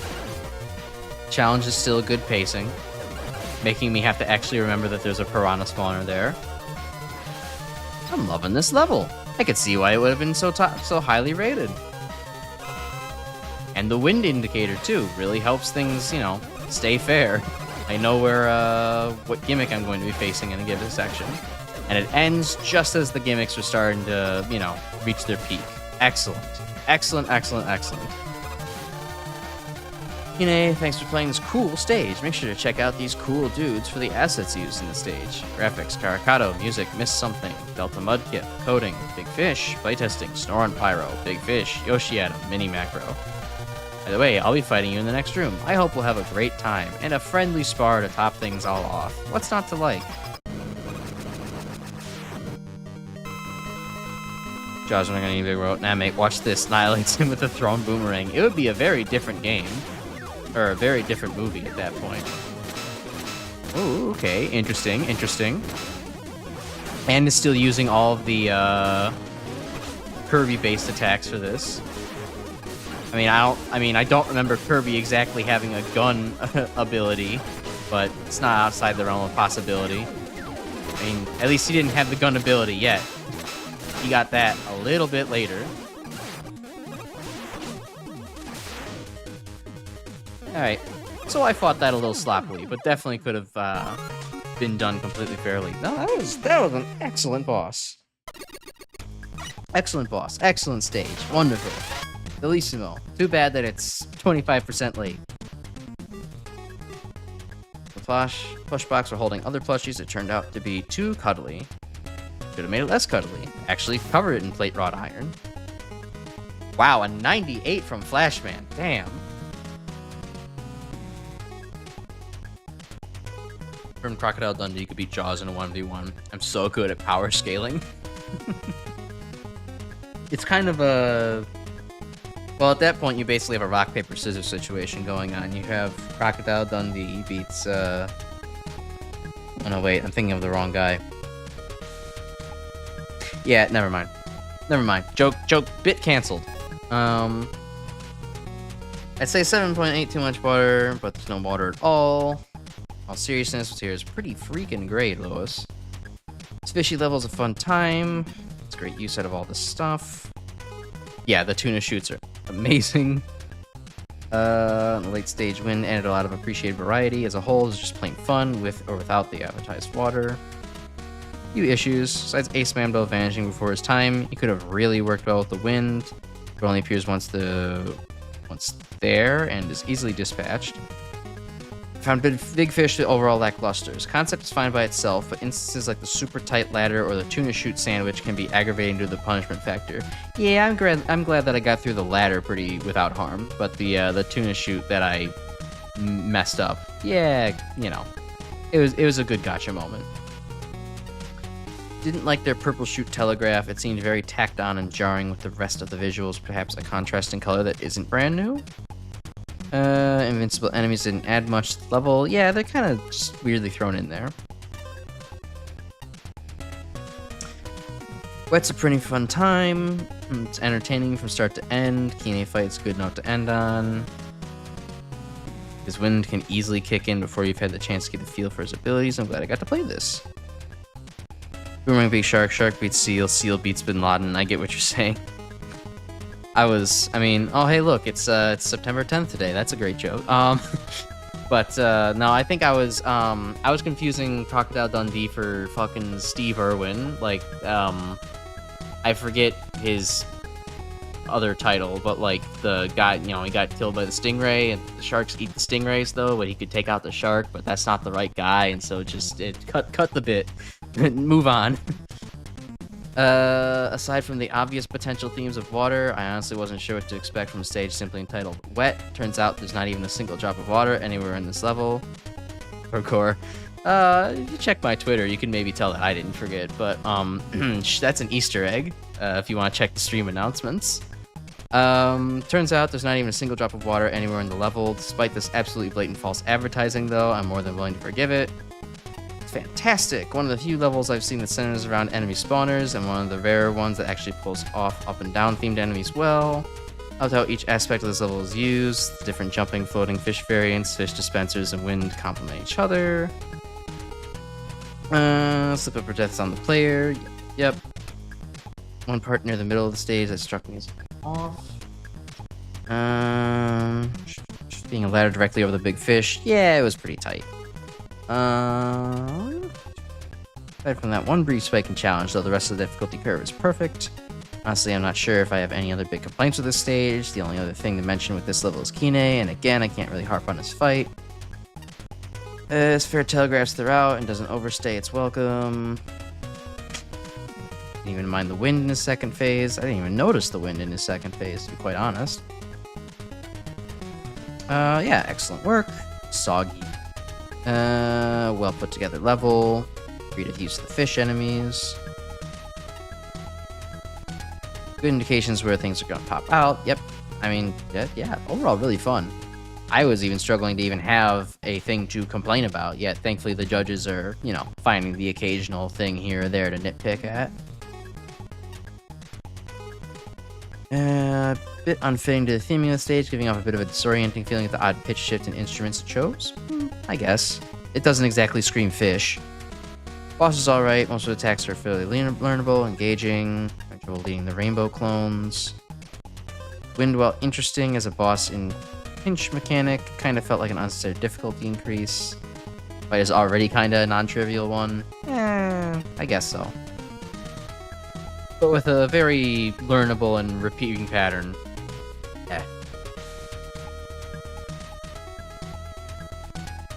With a very learnable and repeating pattern, it can honestly use the extra pizzazz to bump it up a little bit.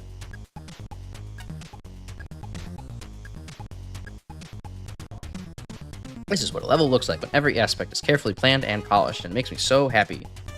In a fish-themed level without any water, and it works. You made the underloved floppy fish a genuine hazard, and anyone familiar with my obscure Super Mario World ROM hack will understand why I'm so tickled that you created a fish dispenser.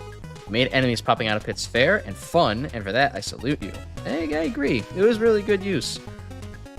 In the seamless learning curve, smartly placed checkpoints, strategically sparing use of instant death and frequent health refills, there's no question the level wants the player to succeed. At the same time, the player is constantly being tested by increasingly involved challenges that require good planning, timing, and situational awareness. Moreover, the music perfectly captures the balance between fluffy fun and stalwart seriousness. Platforming at its finest. Visuals are gorgeous, right on the money. Little touches, bolts hanging on the hooks, a boss portrait at the door, and level credits worked into some friendly dialogue that sets up the boss fight beautifully. Purely a matter of personal preference that the boss fight delights me slightly less than the rest of the level. The concept and execution are impeccable. Programming, layout, architecture, everything feels professional. I don't even miss having split tokens or paths. Let's see. Dispense fish don't drop power-ups, thus avoiding grinding potential. Swapping out bolts for weapon refills and 1 or 2 playthroughs is about all I want. Big fish that suddenly doesn't stop respawning are about all I need. Excellent level. Truly a joy to play. Without a doubt, one of the highlights of helping a judge was getting wet. Getting freaky there, Flashman, huh? Hey, this level a 98 out of 100. Great job. Also, Flashman. Yeah, live Flashman reaction. No kidding. It's surprised I didn't go back and change this one to a smile, but, you know, only so much time in the day, I suppose.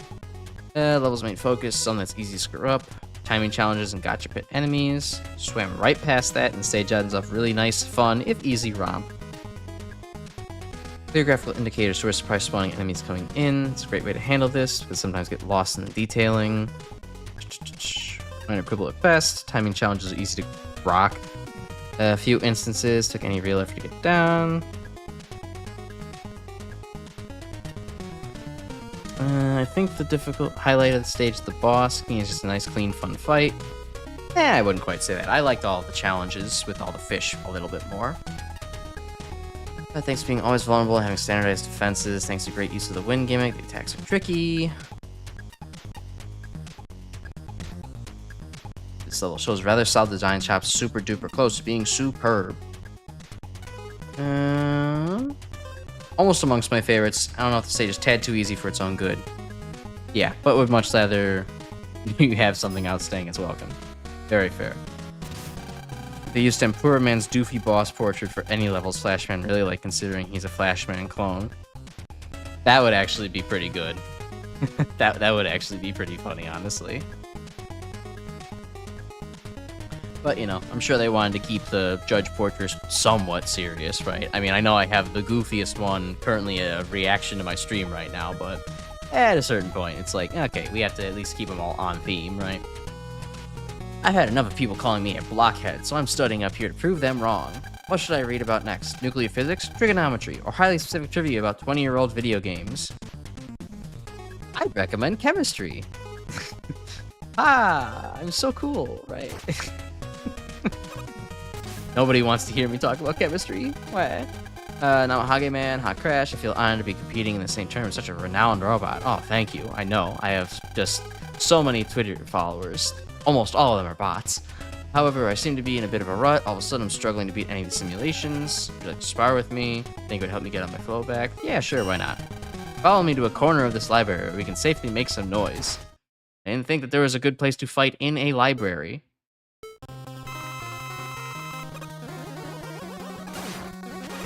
Okay, so you do some slashing, you do some firing, you do some teleporting and some crazy Commando Man shit. Okay, so the clear answer is to just run away when he starts, doing that. Oh my god. Oh my god. I mean, for a secret boss, I guess fine. This can be as difficult as it is, but...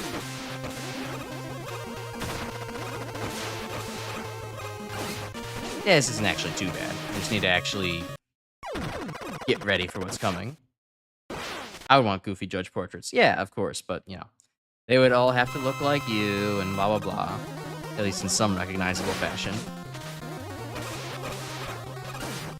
I do think that if I ever were to judge and, like, I had, like, a level that was just making me super angry, I would want, like, just a green mushroom cloud with glasses, I think would very much capture my feelings.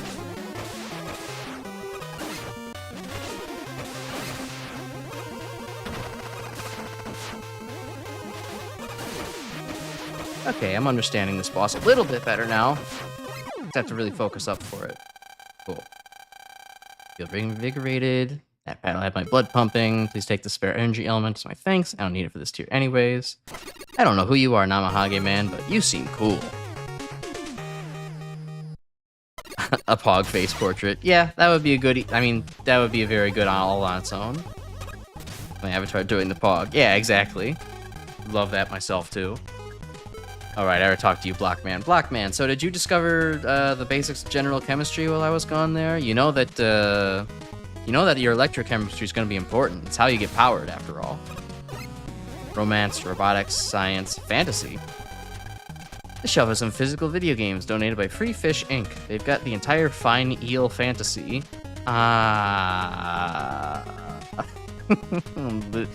Can we cancel this bit instead? There's Starfish Valley, Secret of Manta, Chrono Triggerfish, Dragonet Quest, and Baldur's Skate. Yikes. I mean, I know my puns are bad for my level titles, but this is ridiculous. Real-diculous? Could I come up with another fish pun there? Maybe if I spend enough time on it. Oh, ridiculous. There you go. I know, I make bad titles for my videos, but this is ridiculous. Power Piston. You might think that I'm simply another loud hooligan in this library, but actually I work here. It's modified to noiselessly slide up the walls as I stock shells, a far cry from my deafening days of old. Still sometimes accidentally drop rocks on the patrons. I don't know how you managed to do that, but you'll figure it out, buddy. Don't worry. Hunter Woman, what's up? It's so fascinating read. Every day, animal behaviors change due to climate change. A hunter must always stay informed. Agreed. You want to do anything about the climate change, Hunter Woman? Can't believe animals could mutate this much due to human influence. Giant winged lizards? Insects shaped like coins? Walking trees? That's starting to sound more like the technological bullshit interference that we see in Mega Man 0, where every tree is artificial. What will become of the Earth crash, and of we who will inherit it? Well, don't look into the future of this series. It definitely gets pretty bleak. Cloud 9 by Diamond Wolf. Alright, I got time for one or more. Go commit Mega Buster to the forehead after hearing those puns. Yeah, I don't know. Here's Hotline Man's number. Don't go do that. I'm sure Hotline Man can help you out. Alright, an interesting rework of Airman's graphics. Not a bad start. Although hey, are we getting into another Robot Master Reimagined stage? Because I'm getting that feeling. Alright, I'm guessing that some air tikis are probably gonna pop up? No? Just a random ladder. Okay, sure. I guess I'll magnet beam my way up here. Oh, wait, am I gonna be able to... Oh, I was hoping that this was just an Easter egg to, like, jump off the screen. Jump off the screen vertically into space. Have, like, the, DuckTales Moon theme start playing, just as I very quickly ascend out into the infinite abyss. And space is a spooky thing. It is very much expansive. It is literally beyond human comprehension how infinite it is. I am so glad that I did not want to become an astronaut as a kid. Ah, I saw the little face there, but I wasn't expecting anything out of it yet. That's clever.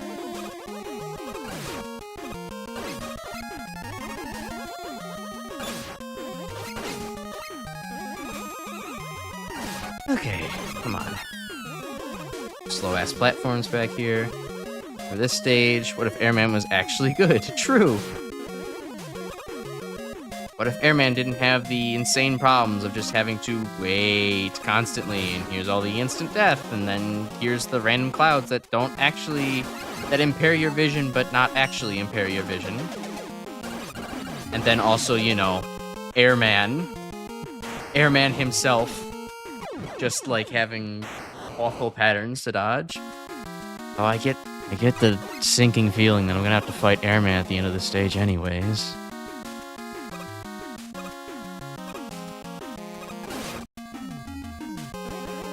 So, I was about to complain about, man, this feels far to go back for a checkpoint, but then I also kind of remembered that this entire contest has been spoiling me, and like that is probably the midpoint right after Suzak and Phoenix. Like any other Mega Man level would be, put the checkpoint right after the mid-boss, so... Nothing to really complain about. Now, is it the whole platform that's fake, or... Well, I'll just... Okay, no, it's just the face that's fake. Good to know. Oh, wow. Turn back now. No! Okay, so I see the fake one. The real one here. Real one here. And there's one there, but there's one here first, and then go back. Alright, sweet. Not too bad. Background missing, come back later. Yeah, that is kind of a odd oversight. Anything to this, or is it just a screen to waste my time? Alright, guess it's just a screen to waste my time a little. It is also a little bit weird just having a random chicken fight in the middle of the Airman stage. Doesn't exactly scream on theme. Like, even... Again, I know aesthetics and respriting takes time and resources, but, you know, just a little bit of effort to make it like, you know, maybe instead of firebirds, they're windbirds. That could really justify their inclusion. But right now, it does just kind of feel like, hey, I randomly threw Suzak and Phoenix in here because they're my favorite mid-boss. It's like, okay, not really on brand for Fire, or for Airman, but sure. Oh, come on, not again. I can't be dying to the pit again here. I know I'm using Water Shield to make this all the more perilous, but still.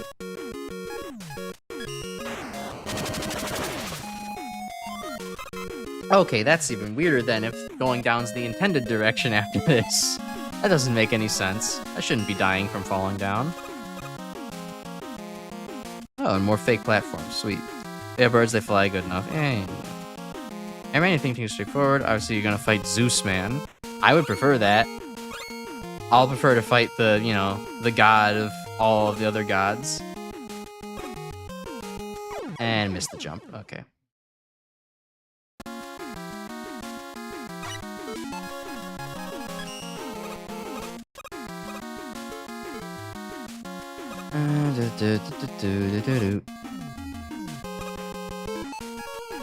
I think that... Yeah, shit. Ugh, god, rush bike's the only way to get across this. Kinda gross, but okay.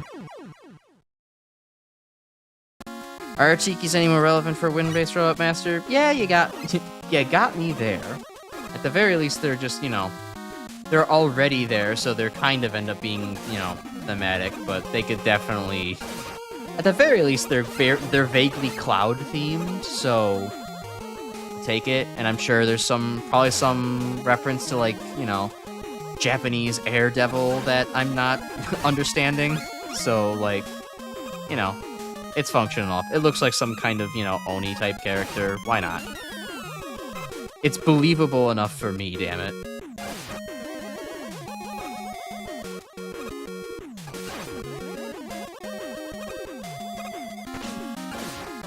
Yeah, I do like the inclusion of more cloud platforms. I can't believe I let that thing kill me. That's embarrassing.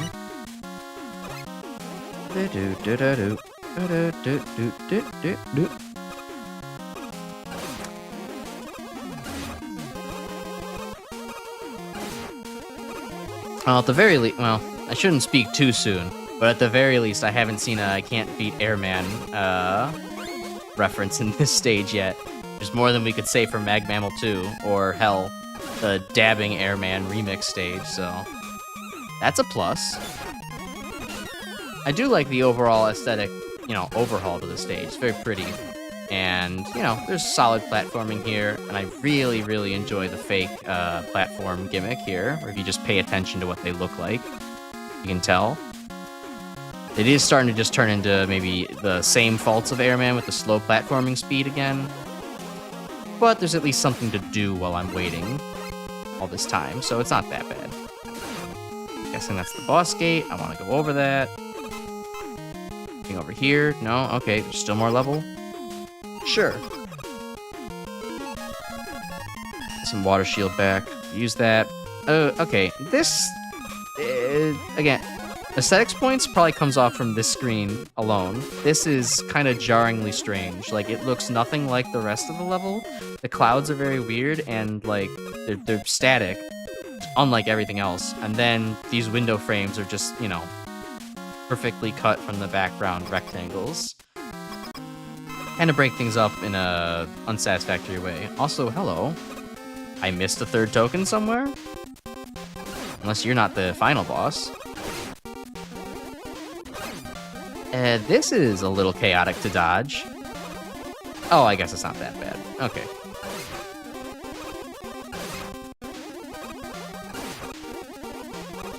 Okay, I'm guessing this can't be the actual final boss.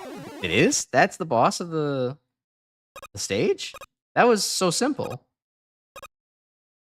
Where did I miss token 3? Oh well, I guess I'll have to find it later. Mini boss for an electric theme robot master. Velociraptor. Basically Zeus Man. Yeah, no, you're absolutely right. Huh.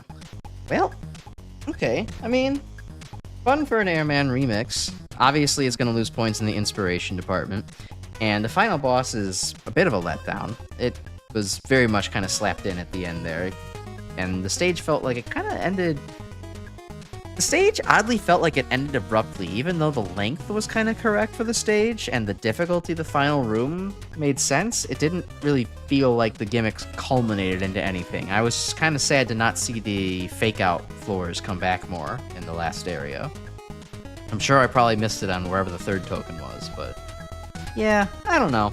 A little bit. It started off really strong, got a little underwhelming towards the end, and I still had fun with it, though, at the very least. I'll say that.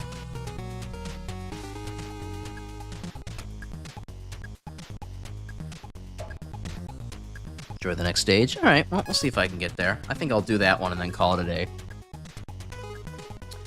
Airman vibe. Some areas it works, otherwise it falls flat. Let's see here. Let's just skim this real quick. I'm starting to get a little bit sick of reading for the day, so... It's quite purdy. These sections like the formerly solid white background look a little terrible. Yeah, the little ice earring. Laughing Imp was an entertaining fake out, but the second appearance was wonderful haha moment. By and large, brand new. Unfortunately, it's otherwise just kind of there. Spammy custom boss. Everything else just exists. It's generally just Airman 2.0. A skimmick variety. Attempt to mix things up with the snake clouds, but not super interesting. The low wall and the transition has killed me in some truly spectacular ways.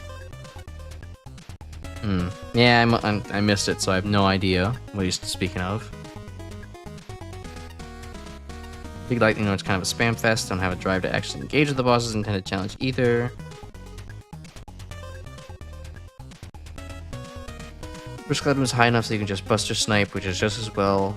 It's easier to survive getting knocked off cloud number 1. Yeah, but if you want to do it on the second cloud, that's the way to get this done fast. Those are going by fast. You already beat 6 today. Yeah, no, I mean, now that we no longer have marathons to go through or things that are constantly dropping me down pits, with the exception of, whatever the hell the skip stage was, the Dark Energy Factory, Evil Energy Factory. Yeah, we can actually play through the game, almost like it's a bunch of Mega Man levels. It's kind of like how, you know, Mega Man's 1 through 6 go by in quite a flash, and then the remaining official series take a little bit longer to get through. Outside of a few aspects, stage didn't stick out to me too much. Yeah. Easily the visuals are the best. Scrolling is good.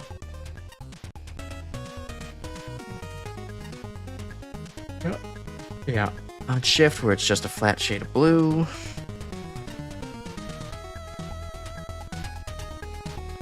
Rest of the level didn't stand out in the same way. It plays out like a more amped up version of Airman stage, which means a lot of hopping between cloud platforms.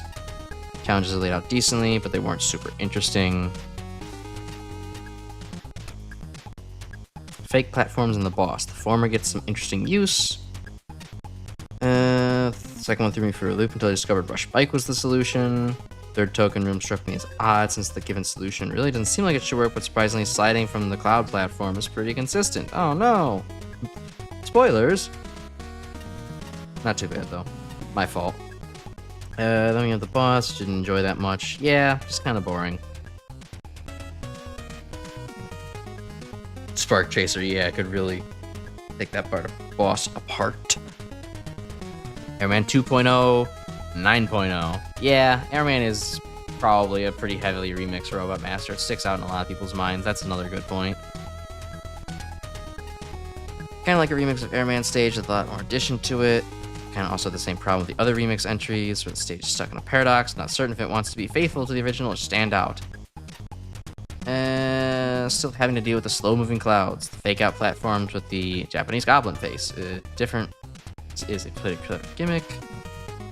Though the player can fall straight to the death if jumping to the right of the goblin head in the first instance it's encountered. Pretty rude placements there. Yeah, it was kind of weird to have that transition area with the air T just kind of sort of catch you, but then also could kill you, and then also you could just fall right into the pit if you went past it. I don't know. Strange design there.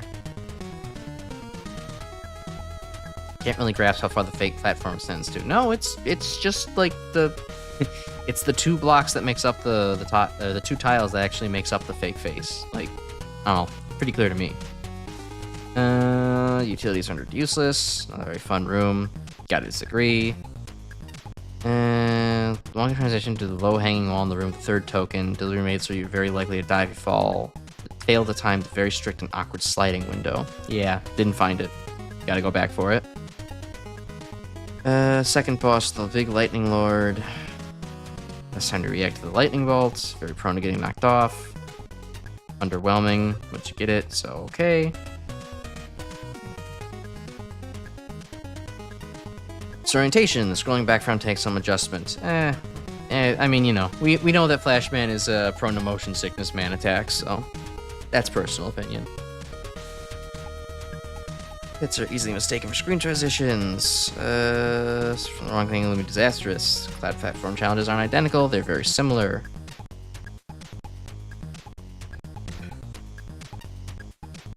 Fun, you bet. Excellent theming, an atmosphere, fake out platforms are the best things. Shit. Started pouring water blind and got a little on my desk, but that's okay. Boss satisfying with thoughtful weaknesses. This level is fine. Just leaves me wanting more. The lead up to the boss is anticlimactic. Yeah, it kind of is just. The stage just kind of ends. It helps shake the occasional feeling that challenges are mostly variations of Airman and Snake Man. It's enjoyable, yeah, but it's not certainly unique. It doesn't stand out too much. Yes, I feel derivative. Yes, exactly. Not this. It doesn't feel like a rehash of Airman's level? I wouldn't quite go that far. It does have somewhat of an identity of its own, but it could still use some more. So all it really added was Snake Man platforms and Fake Out platforms. That's not going to change things too much. The Fake Out platform is very memorable, but that's about it. Or the false floor gimmick, very cute, utilizing cloud platforms. Yes, yes. Good. Perfectly stood out, polished looking level. Token challenges are clever, not convinced the final one's exactly intuitive. Yeah, I didn't find it for me, so. Appreciate fighting a new boss, but he's not the strong point of the stage. Finicky but simplistic. Left me wanting more. Yeah, definitely. Alright, Forge Woman. Present me with some incomprehensible Scottish that I won't be able to actually parse. Bet you think I stand out in a place like this, don't you? No. There's a lot of freaks in this library. You're not the worst. Let me tell you, Chuck, a bab like me has got to be more literate than a philosopher to survive. Union stuff requires all kinds of paperwork, and those scummy bosses out there, it's important to know your rights. Hell yeah. Sure, you could hire a lawyer, but it's always better to stand up for yourself by yourself. Plus, those pen pushers charge a bloomin' large fee. Alright, very fun book sections all on this one screen. The Necronomicons, No Romance, Manga, and Mango. I've been reading too many of those Japanese mangoes. God, I love Code Lyoko. I mean, if anyone gets that reference, I loved Code Lyoko as a kid. Such a fucking great show. It had a great balance of kind of the 3D anime bullshit while also having a fun kind of, you know, high schoolers question mark story to it. Like, you know, it's great stuff for a kid. Enemy designs, fun, story, good, all that. Loved it so much. Need more Code Lyoko games. I know there's a couple out there, but I've taken quite the interest in blackout poetry lately. It's rather beautiful, isn't it? The remaining letters are much like stars connecting together in a constellation of words. I'd like to try this out myself, actually. You know what? Why not? Let's go. Yay, wow. Yeah, no, now that I understand by demonstration, yeah, very good stuff. I'm on for it with the Big 4 head show. They did have some 5 heads on that damn show. Necronomicon section holds any secrets, so I don't know, maybe. The book here is oddly shaped. It's round. Oh. Thanks for the pro tip.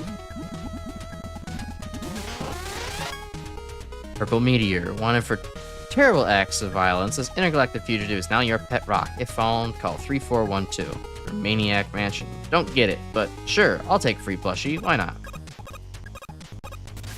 Alright, Abandoned Mine by Icarus. Okay. Abandoned Mine. I mean, I know there was a mine level. There's several mine levels, but wasn't there one that was called almost the exact same thing, like 1 or 2 tiers ago?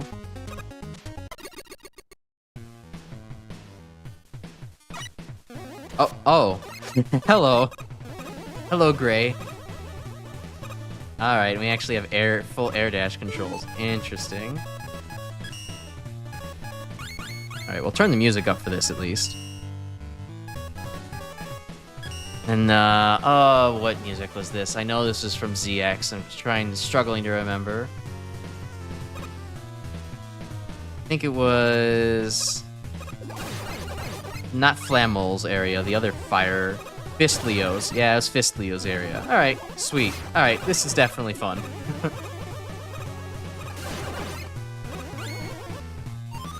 Playthroughs the XE has come early. Yeah, I know. I'll get a nice sneak peek at what's to come now. And I get some fucking sick movement too. I gotta be excited about that. Alright, well, I messed this up, so... oh no, I don't even have any mobility tools to get up there. I can't unsickify this. Re-sickify this. I actually have to go do this on the lame-o route on the bottom. Like, I failed. That's not cool. Oh, wait. Ahaha! Maybe you didn't think of this.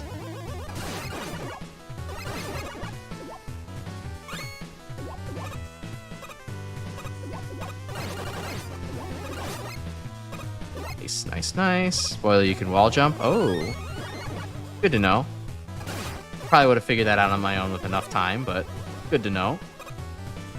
What are these blocks? Just invincible blocks? Okay. Well, this is sick as hell. I'm not sure how this doesn't skirt the rules of the tournament. But I guess, I don't know. I mean, I guess if the Defiance of Robots level, whatever it was called, is allowed, then this is also definitely allowed. Defiance of the something machines, whatever that level was. You know the title. You referenced it before. Okay, and I can't wall jump off those either.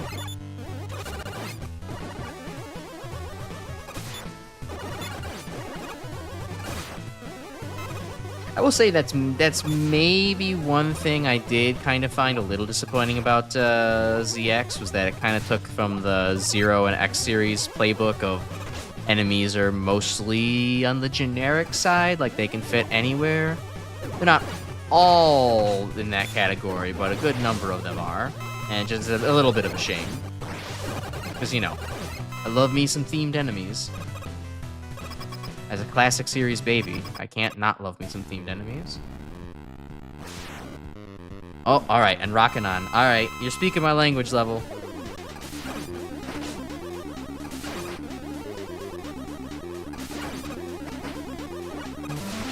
Okay, those are fire mines, gotcha.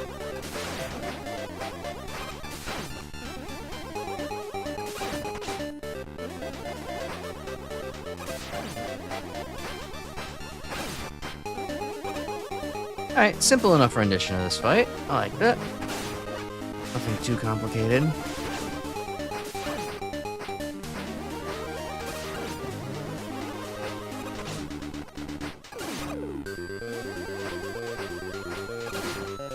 This is one that I would certainly like to actually get down a little bit more smoothly. When I eventually get to the arena. Certainly doable.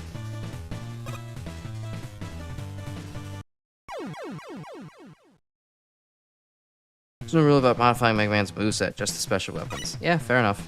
Takes good bossing, the arranged version is kick-ass. Oh yeah, I have, the Rockin' On and High Press Energy are two of the, my favorite soundtracks from, or favorite pieces from ZX, and I have... Connection successful. Oh, hello. Back again. I don't know what that was. OBS just decided to die for a second. I'll just wait a moment to get everyone back in here. The water's still in me. Manage it a little bit.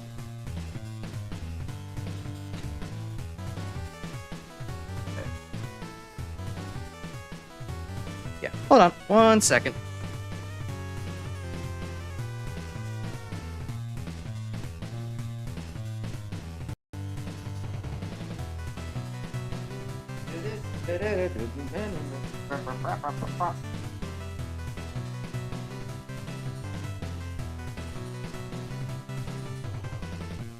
Alright. Back again. Stream had a stroke, I guess? Yeah, it did. Don't know why. OBS, I just suddenly got a Windows pop-up that said OBS failed to connect, trying again. And it's like, oh, okay, I guess so. But, thankfully it was very short. Must have just been, I don't know, maybe a squirrel bit like a fucking internet cable and got fried somewhere and ruined everything.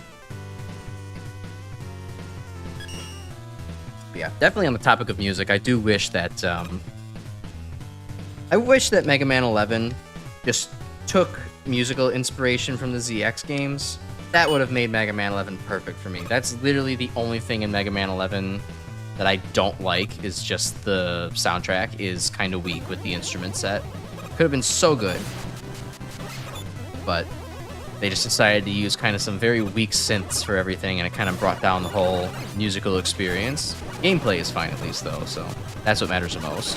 But it's just one of those things where it's like, come on, you have the ZX series right there. That's modern enough, Mega Man. Use that as inspiration. Not, I don't know, whatever the hell was used for inspiration there. It felt weak.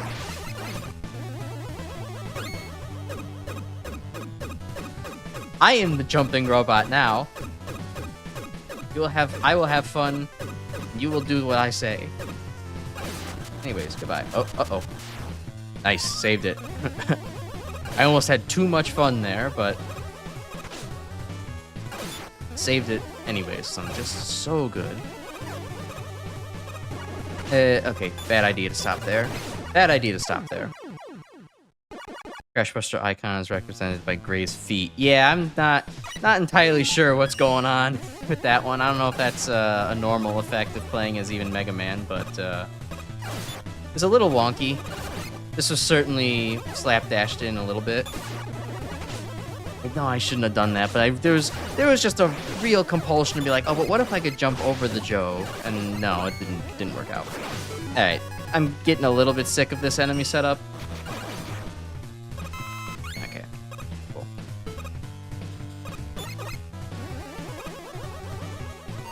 Good. The instruments could have been different. Yeah, no, the composition is definitely good. I've heard very solid remixes of Mega Man 11 stuff.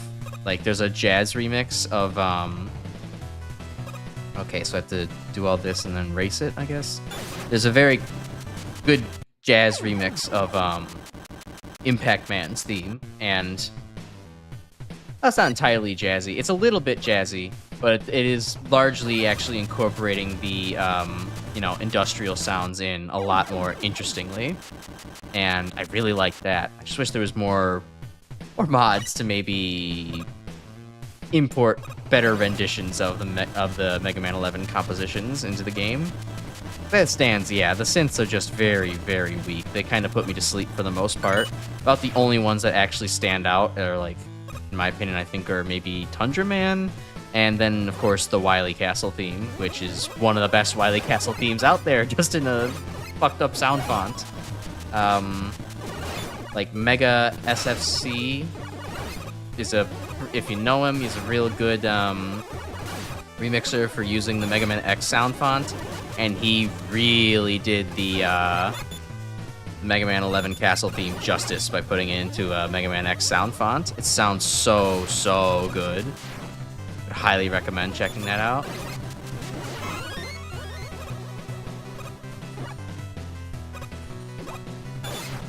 Hey, shooting through walls. I'll take that. I'm not above cheating.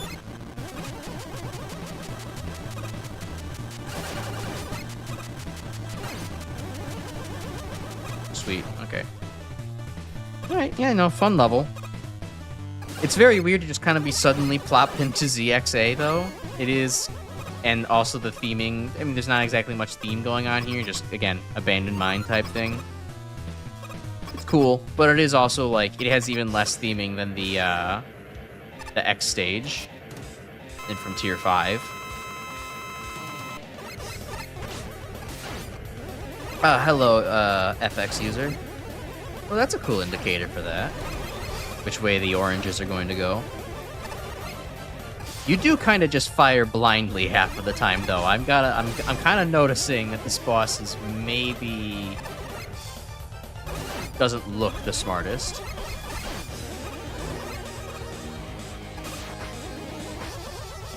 Oh, I've seen this before. Alright, good combination. I like that. I don't know if this is actually based off of a ZXA boss, but I'm sure I'll figure it out in the future.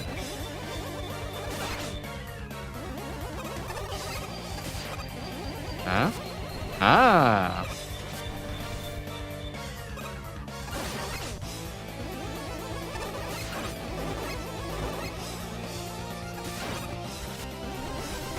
And good dodge. Oh, charge shot. Ah, and you got me. Alright. Well, it's definitely starting to get good mix-ups in this second phase desperation kind of thing.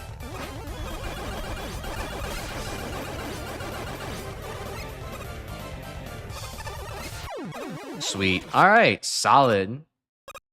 Very fun level. Again, not exactly a Mega Man level. Same problem with the X level. But, certainly cool. Gotta love it. Had a lot of fun with it. You know, Abandoned Mine is a very generic theming, and the enemies are also kind of generic, so I would say maybe aesthetically it takes a hit.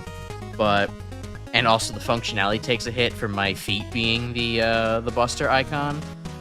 But outside of that, I mean, it was really fun to play, so I can't quite complain about that. I suppose the enemy design could have used a bit more variety, or maybe less variety and more platforming that actually uses their assets well.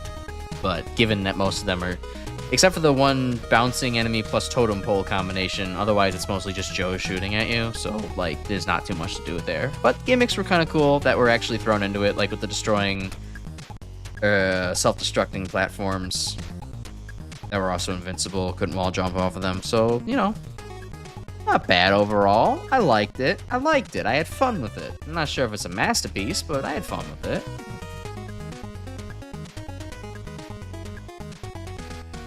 Arathiel's cover of Fused Man's theme. Yeah, Arathiel's got some really good stuff. I should probably check that one out. I think it might be the 8-bit animations with Fafnir's build look kind of reminds me of Power Adapter. Guess that makes her probably a Jet Adapter. And then, I don't know, let's see, by process of elimination, what do, between PX, and, between Phantom and, Fairy Leviathan, we have to have a Super Adapter for one of them, and then, I mean, there's no other, like, suit modification for Mega Man. Maybe Treble Adapter?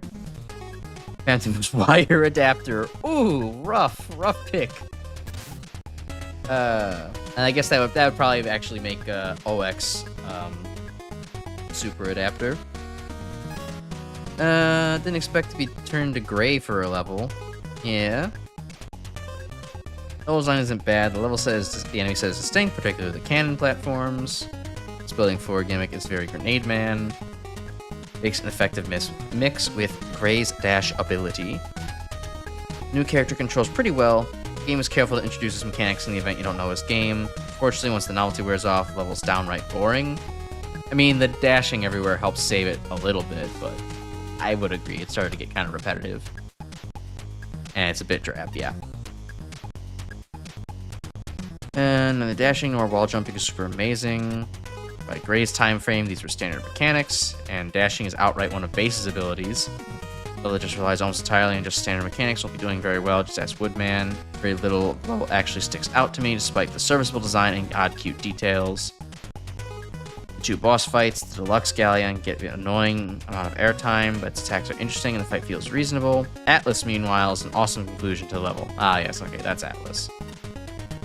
Wonderful fast-paced. Unfortunately, she's also a little glitchy. She managed to do some weird slide fire with her aimed buster at least once.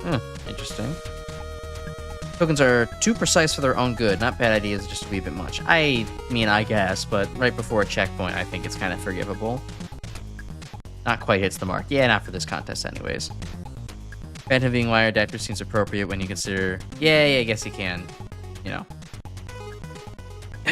He can stick into the wall or into the ceilings and hang from there. It makes sense. It does. But yeah, it then also is thematically where it's just kind of like, you know, not super effective. Just like wire adapter. Been a while since I played the ZX games. Even so, you got me wanting to go back and replay them. Platforms put together. Good simple setups. Subject of the dash, thank you for making it so the increased speed from it carries over into your wall climbs automatically until you touch the ground again. Having to press the slide button every time you wanted to wall dash, like how you would in the official titles, would have made that much more cumbersome. I'm grateful it was avoided here. And the spring enemies, yeah, there's just too many of those damn things. Not impossible to avoid, but I did find them a little frustrating to take on without abusing Magnetic Shockwave. Besides them, I didn't really have an issue with the other enemies.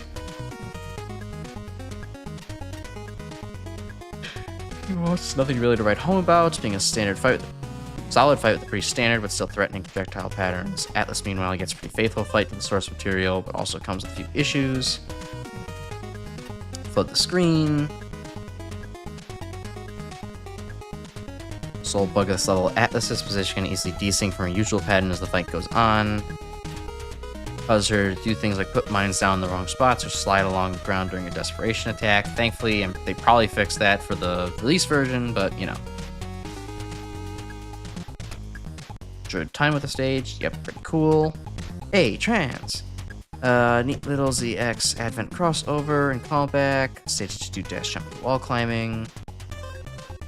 Not too strict to a mastery. Yeah, that would be kind of annoying. Gary was not given unique sprites for wall climbing. It's not a big deal without a clear visual distinction. It'd be awkward. I mean, there's at least smoke on the wall, so that's good enough, in my opinion. Shooting an enemy in the shooting thing is pretty neat. Enemies interacting with the environment or gimmick are always nice to see. A bit overused. You can shoot the ceiling clinging guys in the hand and they fall down from losing balance. Oh, I didn't notice that. But Atlas is fine. She often shoots the normal shots without much tell. Some of the attacks are also rather hectic. Weird instance one time where standing pose, moving around kind of strange. Pardon me, but I believe you're looking for the Make a Good Mega Man ZX level contest, which is down the hall. I'll judge the level anyhow, but to me, the spirit of this contest is classic style Mega Man. Core gameplay alterations and forced costume change rub me the wrong way, even if the rules don't explicitly prohibit them. Yeah, agreed.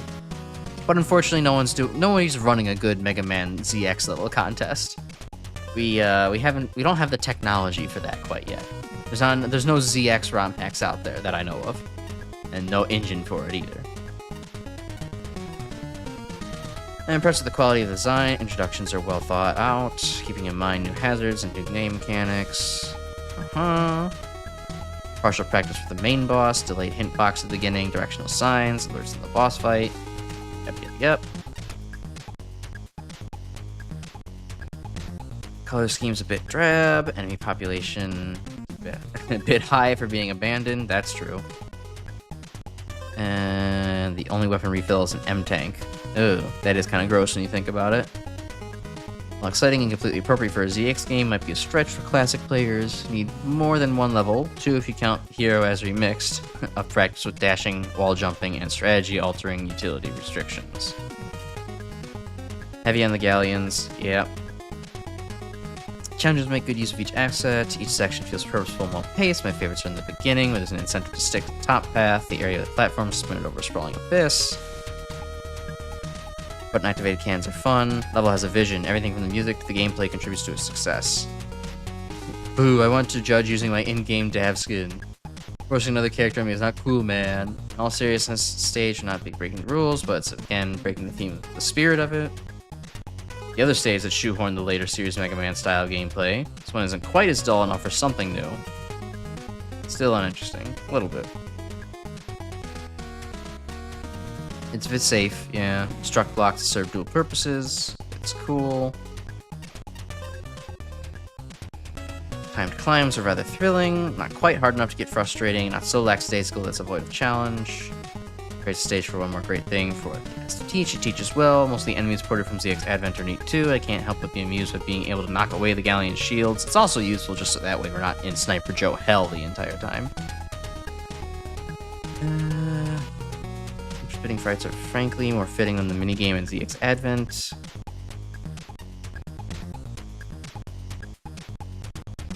Lineup for the new old enemies is pretty consistent. Nice looking little Stone Man's tiles always look nice in new color palettes. No, I agree with everyone else. They were it was kind of dull and boring. A little bit sleepy if it weren't for the music. Generic concept doesn't really fit the boss. Yeah, why bother doing that for Atlas? If you're gonna whip out, FX at the end with all the fire, you might as well just go full fire. If it's an abandoned mine, you can have, oil lamps and oil and, I don't know, hazardous chemicals sitting around. It would work. Actually, the original intention for the stage does feel out of place. Extra basically no telling, lots of unavoidable damage. Nah, I don't know. I think your attacks are fine.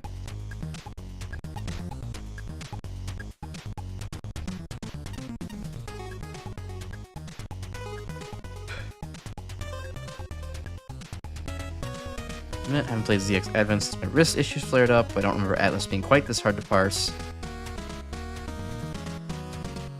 Animation style of those games lends itself better to subtle tells. Yeah, NES sprites are a little hard to figure out in that way. And I wish Model A was real, probably a better alternative over HRT. Yeah, it would help.